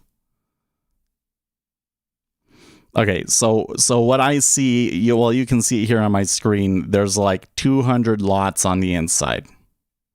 And these other markets are only doing 50s. Okay.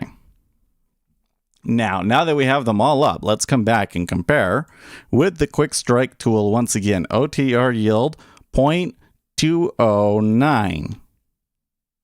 So that one's closer, but it's still wrong. And then what's here? 5 year 0.7739. And then 1.279. Well, wait, let's refresh here. Quick strike, refresh. All right, 1.279, which should be the ultra 10 year is what it should match, right? 1.279. No. And the ultra 30, 1.928. Well, it's closer, but the discrepancies between them don't really seem to make much sense at all, does it? Doesn't seem to make much sense at all. And again, when I come over into here, into the tool that the CME group says is what the prices settle based off of. It's the same thing. 2 years should be 0.215. 438. No. 789. No. 10 year 296. 30 year 1.948.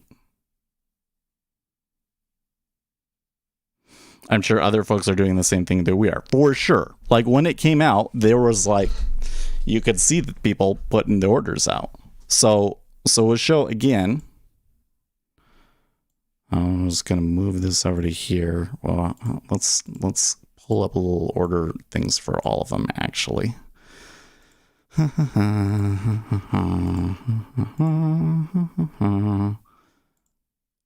this one.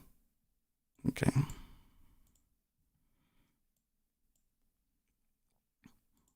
I'm not a fan of the format of the little order thing, like the size of it and everything. It doesn't seem to match up,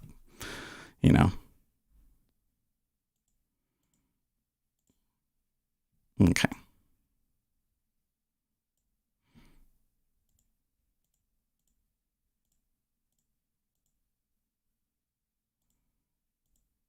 So if I come over here into the 2-year. Ah. Oh, wait, what? Okay. So do you see here in the 2-year? Me button my order there. Shows up in the DOM. Disappears. Over here. 1. Disappears. Over here. Cool. And let's reset this. And over here. Okay. So it looks like I am able to place orders everywhere. There is a spread that is pretty crazy. If I felt like the robots that are trading this or whatever had the right prices, I would totally be down. But there's still this discrepancy between them that seems to not make sense. So let's tweet about this, shall we?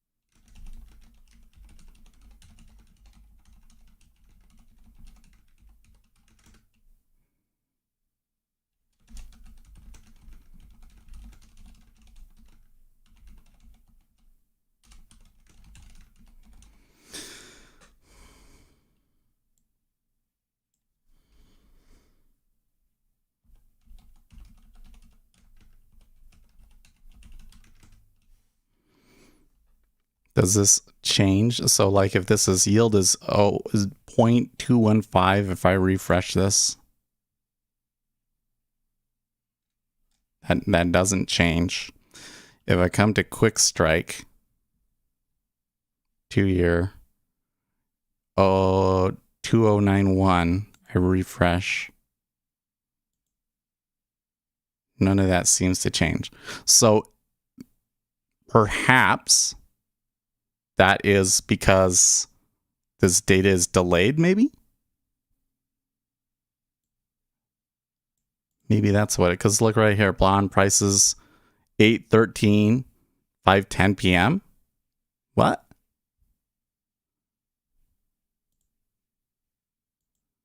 So this does not update frequently enough.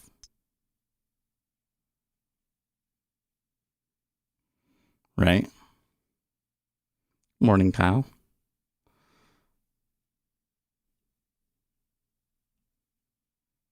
He doesn't let his abnormally handsome face get it.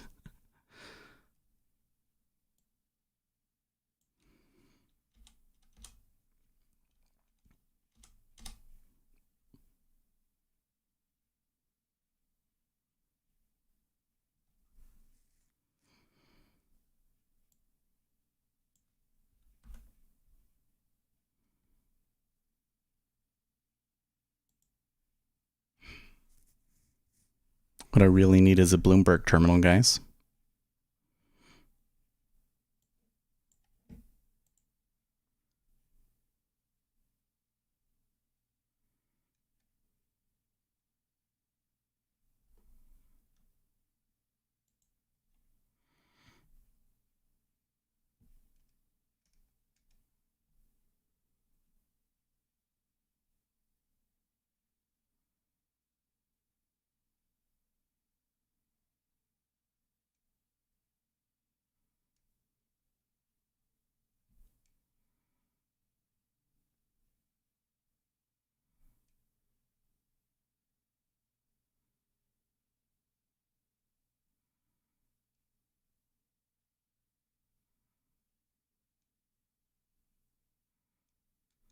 So I'm looking through the quick strike matrix here to see like what are the different subscription levels and stuff.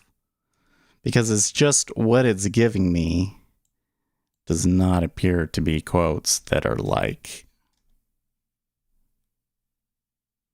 correct. So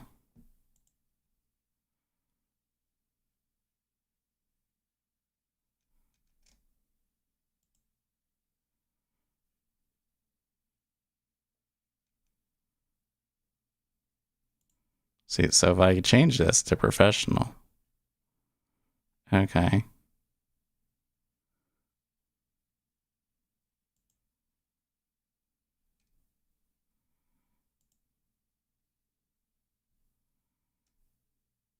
No, it's still like that's telling me bond prices are really are totally wrong. Yield curve.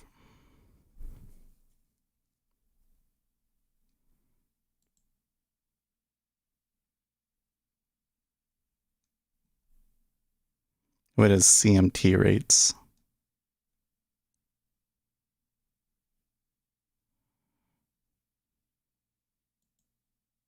UST benchmarks. As of 5 p.m. fixing.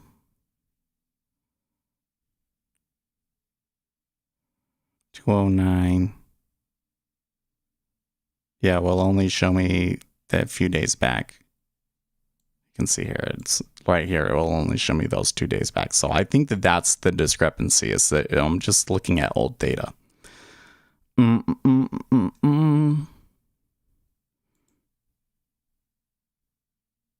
Basically, quick strike tool done do it for me. Right? Quick strike tool does not give me the data that I need. I wonder. I mean, surely the price, I would assume that surely the price is fairly accurate. So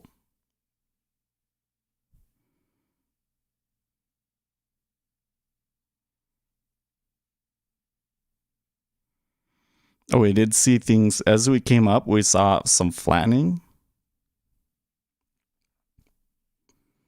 What looks like flattening here.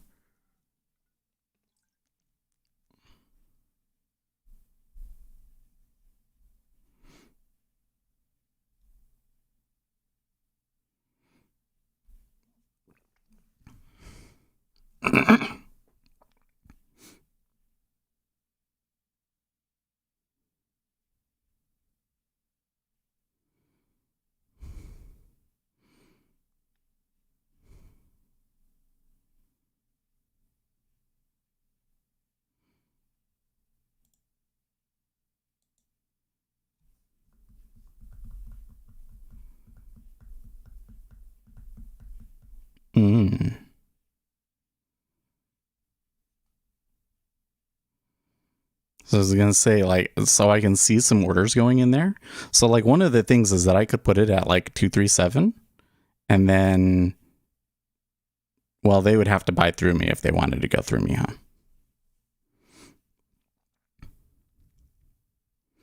But you know, like if I left one at 236, could just we could just move up and I could get left behind.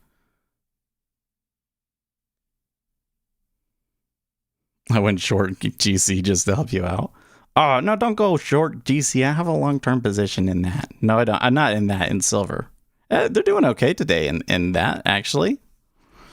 So that's interesting.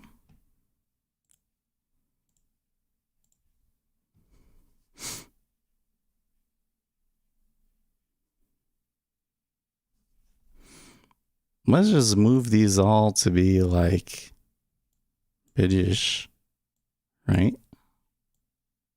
Okay. Reset.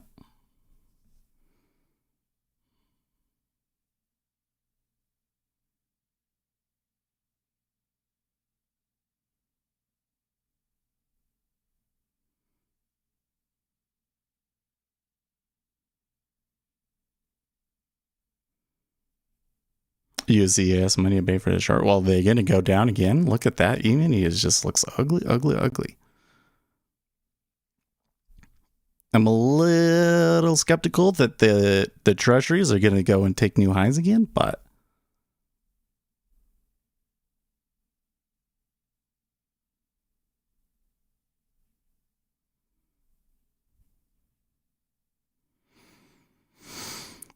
okay, so what we really need is we need to calculate this. That's what we need to do. Did I close it? Freaking idiot, Seth, you closed it. Why'd you do that?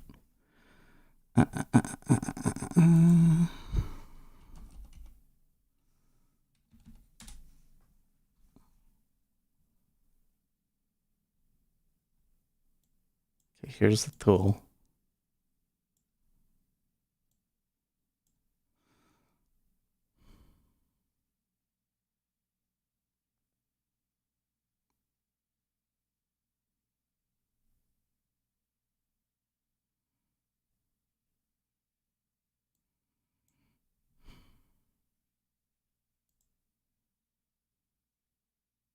Oh, that's interesting. It will read it out for me.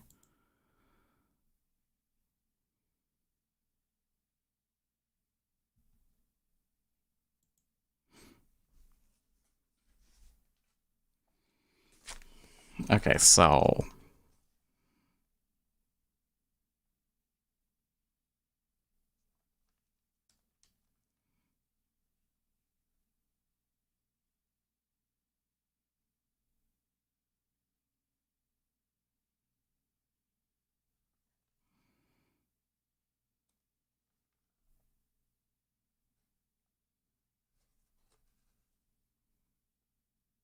spread between the cheapest to the delivery and the on the run converge into delivery.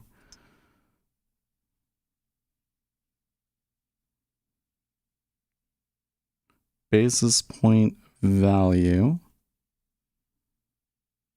equals DVO1, which is equal to the basis point value of the cheapest to deliver divided by the conversion factor. Now, basis difference between cash and futures price, cash price minus the futures times the conversion factor.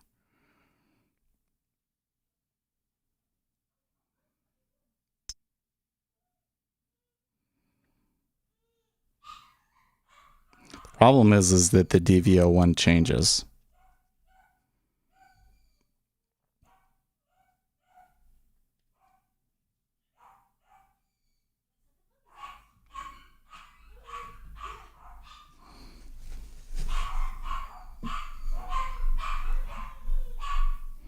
Because we should be able to come in here and say 134.15 divided by 93.43 and will equal the OTR yield, yeah?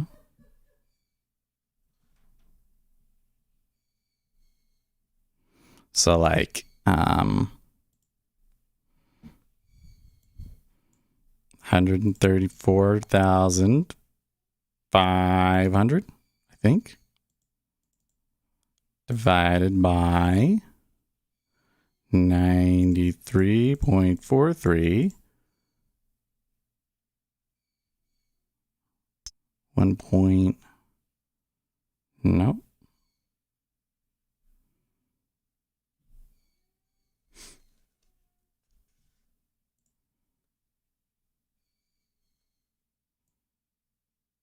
I've looked at this before and okay.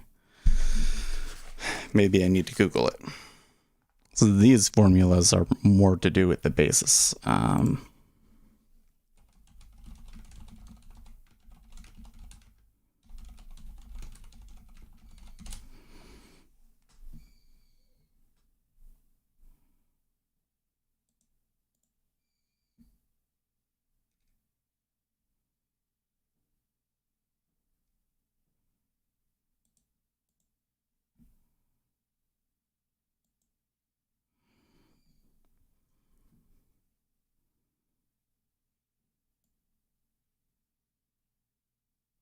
So I've traded a few contracts up in here.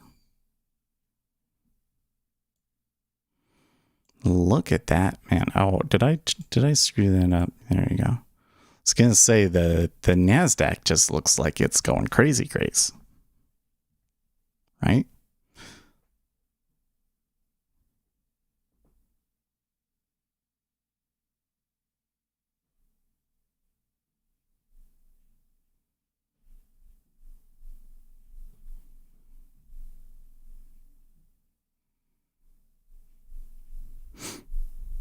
Oh, we got about 30 minutes left. I'm really tempted to just come in here and buy it, but I think we should save ourselves for tomorrow. Let everybody sort it out.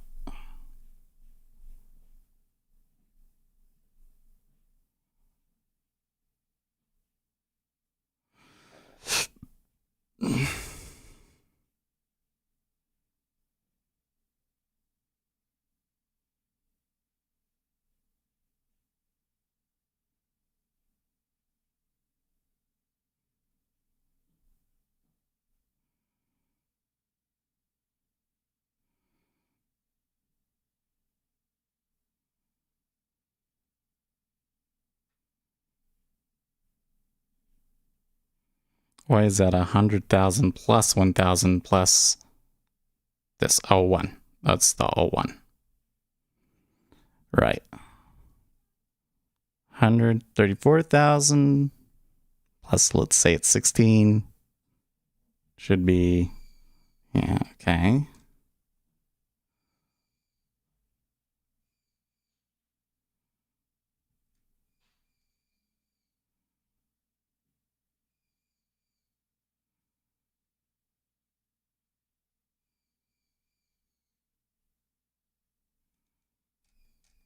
Well, that's not even close to what we want anyways, huh?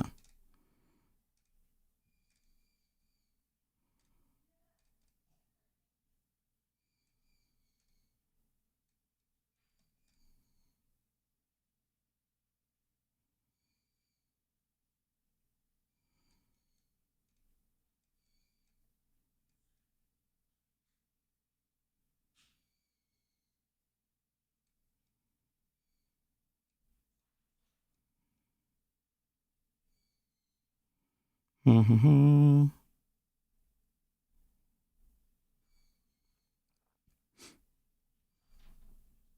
I can tell you why it moves. Let's take this subject from a different direction. Right? So Ace is saying, in the end, no one knows why it moves. I know why it moves. It moves because of orders. Orders come in and move prices. We know that much. Now, if you can predict future orders, then you can potentially predict future price movements. That's really what you want to do. So if it moves, trying to understand why those orders came through is a good idea. Now, a lot of market movement is going to be random, so you're not always going to be able to do that. But if there's like a really significant move, you're probably going to want to know why. It would behoove you to, because maybe there's a factor out there that you're not aware of that you need to learn about. So anytime that there's a big move, I would certainly be looking at it. Here in the E-mini, like I said, my theory is that this is mostly trouble over slowdown in China. So.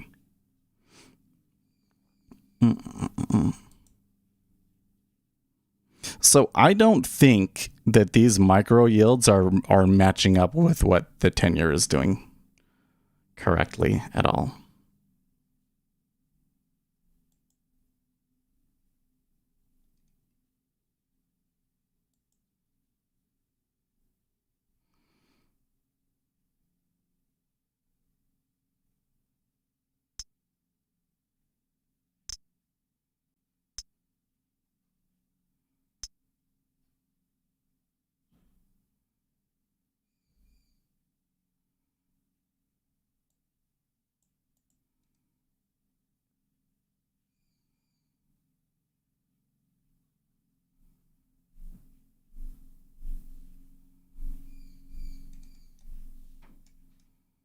So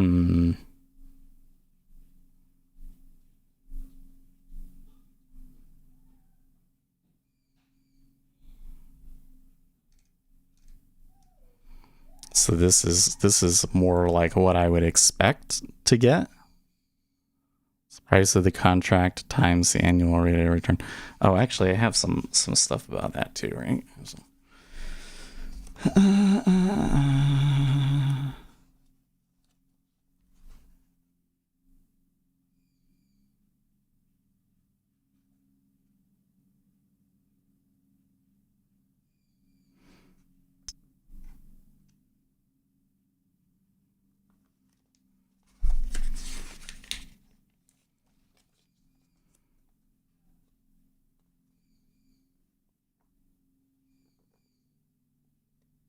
See, there's yeah, no, that's correct.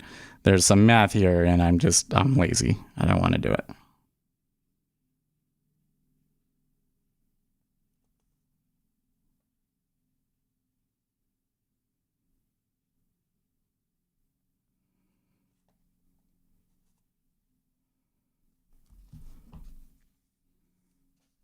Looks so great.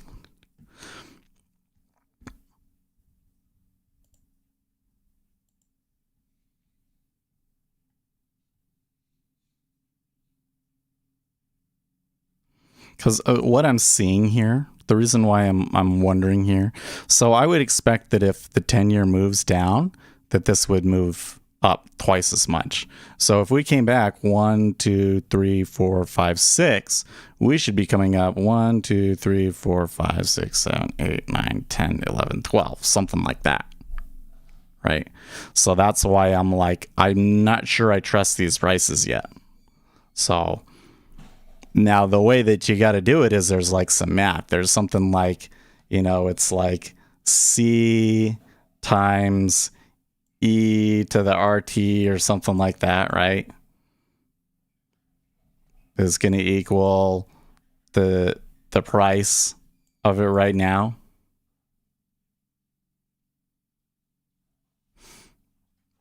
So I gotta, but then how do you change that around to be, and then this is like the sum, this is like a sum. So like, I don't want to do the math to figure out how you get R from C. I'm too lazy, but I know that it's going to look something like that. So.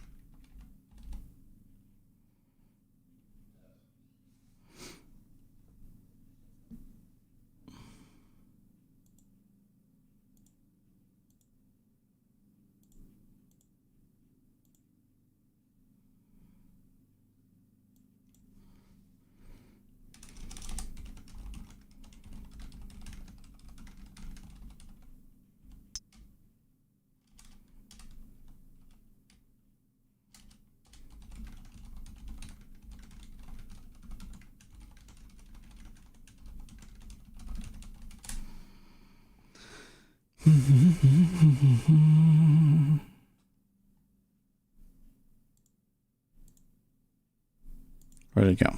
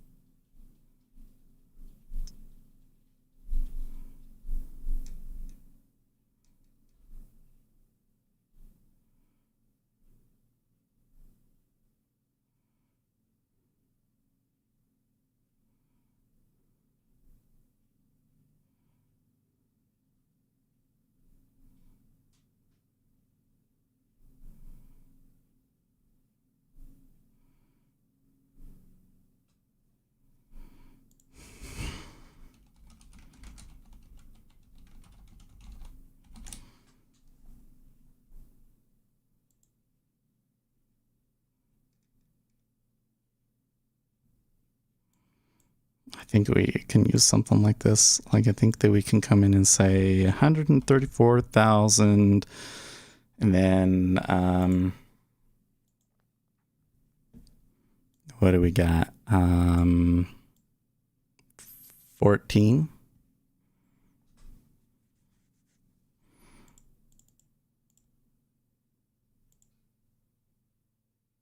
No.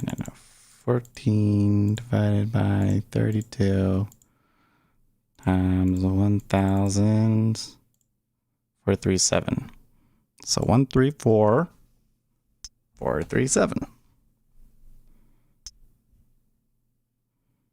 Bond face par value is 100,000.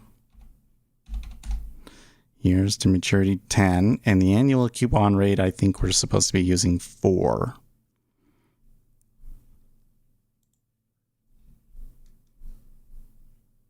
2.975, which is, I think, what the quick strike tool says, right? That's not what I want.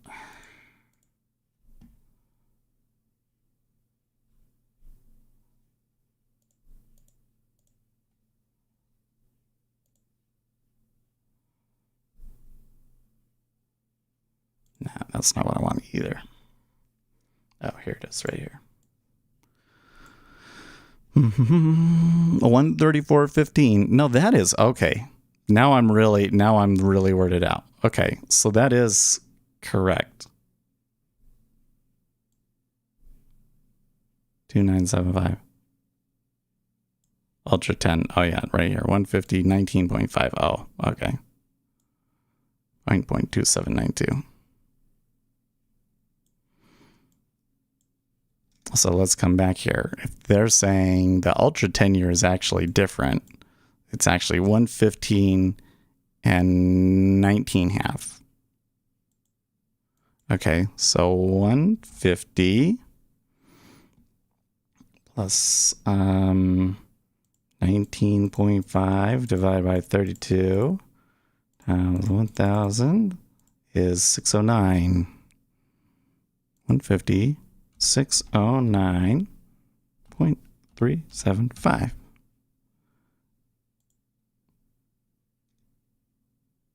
$2.656. And then we come in here. No, that's not right. Because probably it's not coupon. 1 1/4. Is that what this is? Is 1.25? No. I do believe that the futures that you're supposed to use you're supposed to assume a coupon of 4%, right? Is it more? Maybe it's not 4. It's, yeah. I mean, when I do 4, it's close. Oh no, that's not close at all.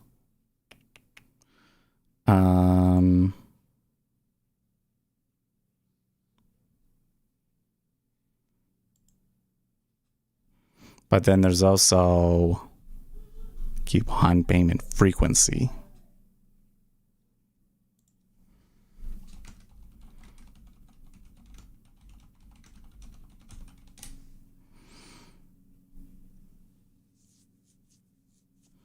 The 10-year note pays in interest at a fixed rate once every 6 months, twice a year.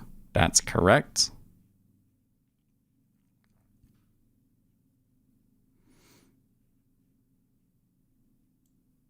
Can you do it the other way? Can you go 1.27 and then no?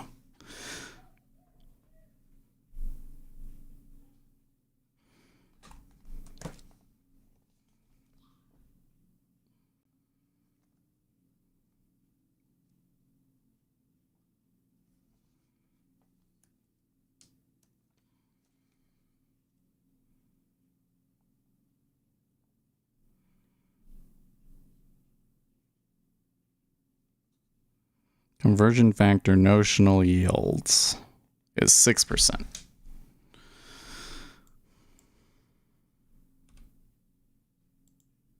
which is wrong, but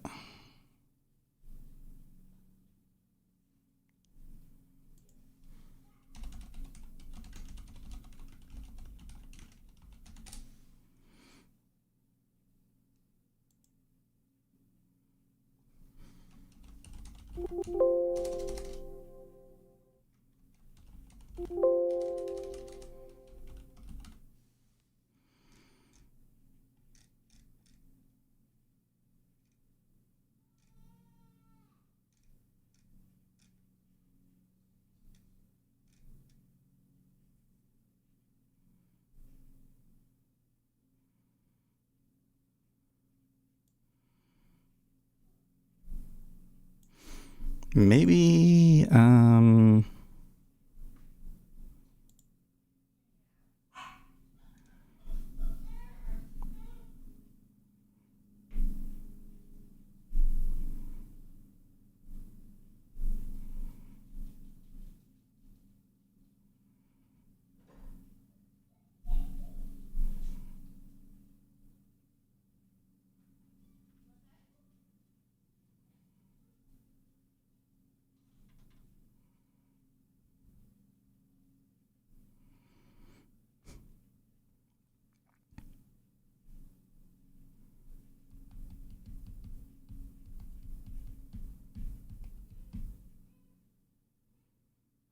don't know. I have to go back and do a little bit of math. Let's see if I can get if I just maybe I can just do it as setting the DV01 and having it calculate, because I'm not convinced that these are really going where they should. But I only got like 10 minutes left, so you guys have been saying a lot. You guys got anything I want to cover before we go?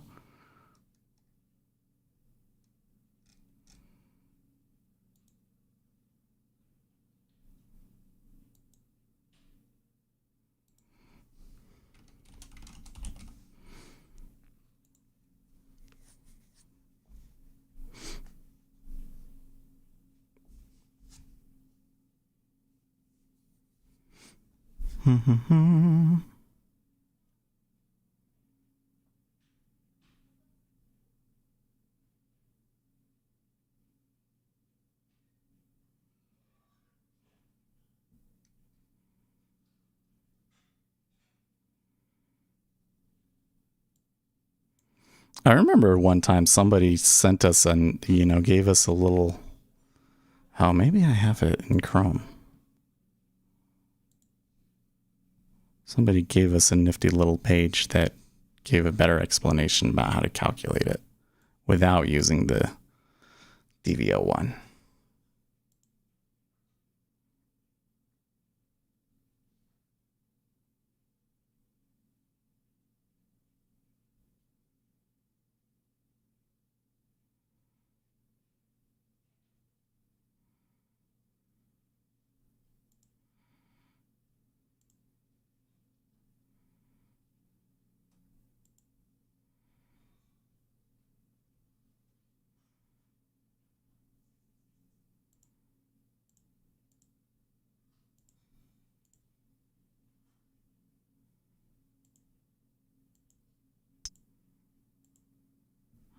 Nope.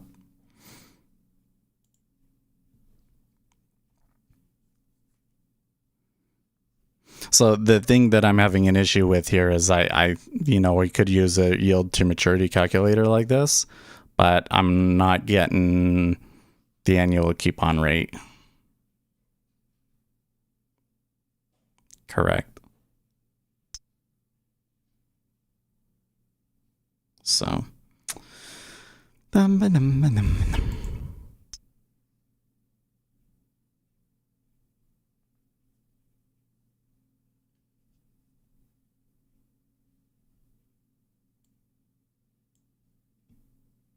and this is just old data. So I need a Bloomberg terminal. Gosh dang it.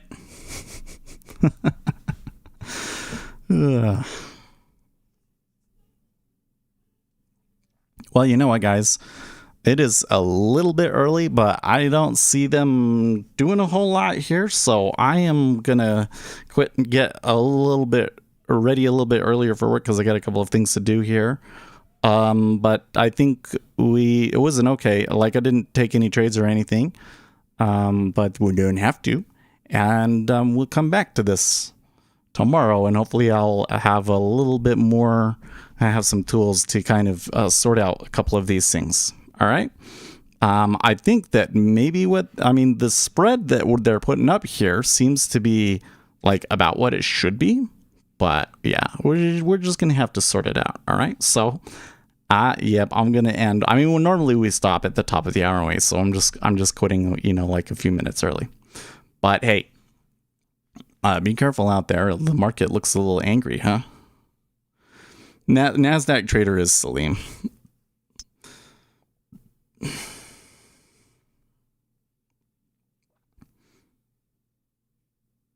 If you promise to behave yourself, we can unban your other name. But let's sort that out tomorrow. You can tell me which one. You got to behave, okay? He's gone through periods where he's like trying to undermine the stream, and when he's been really helpful.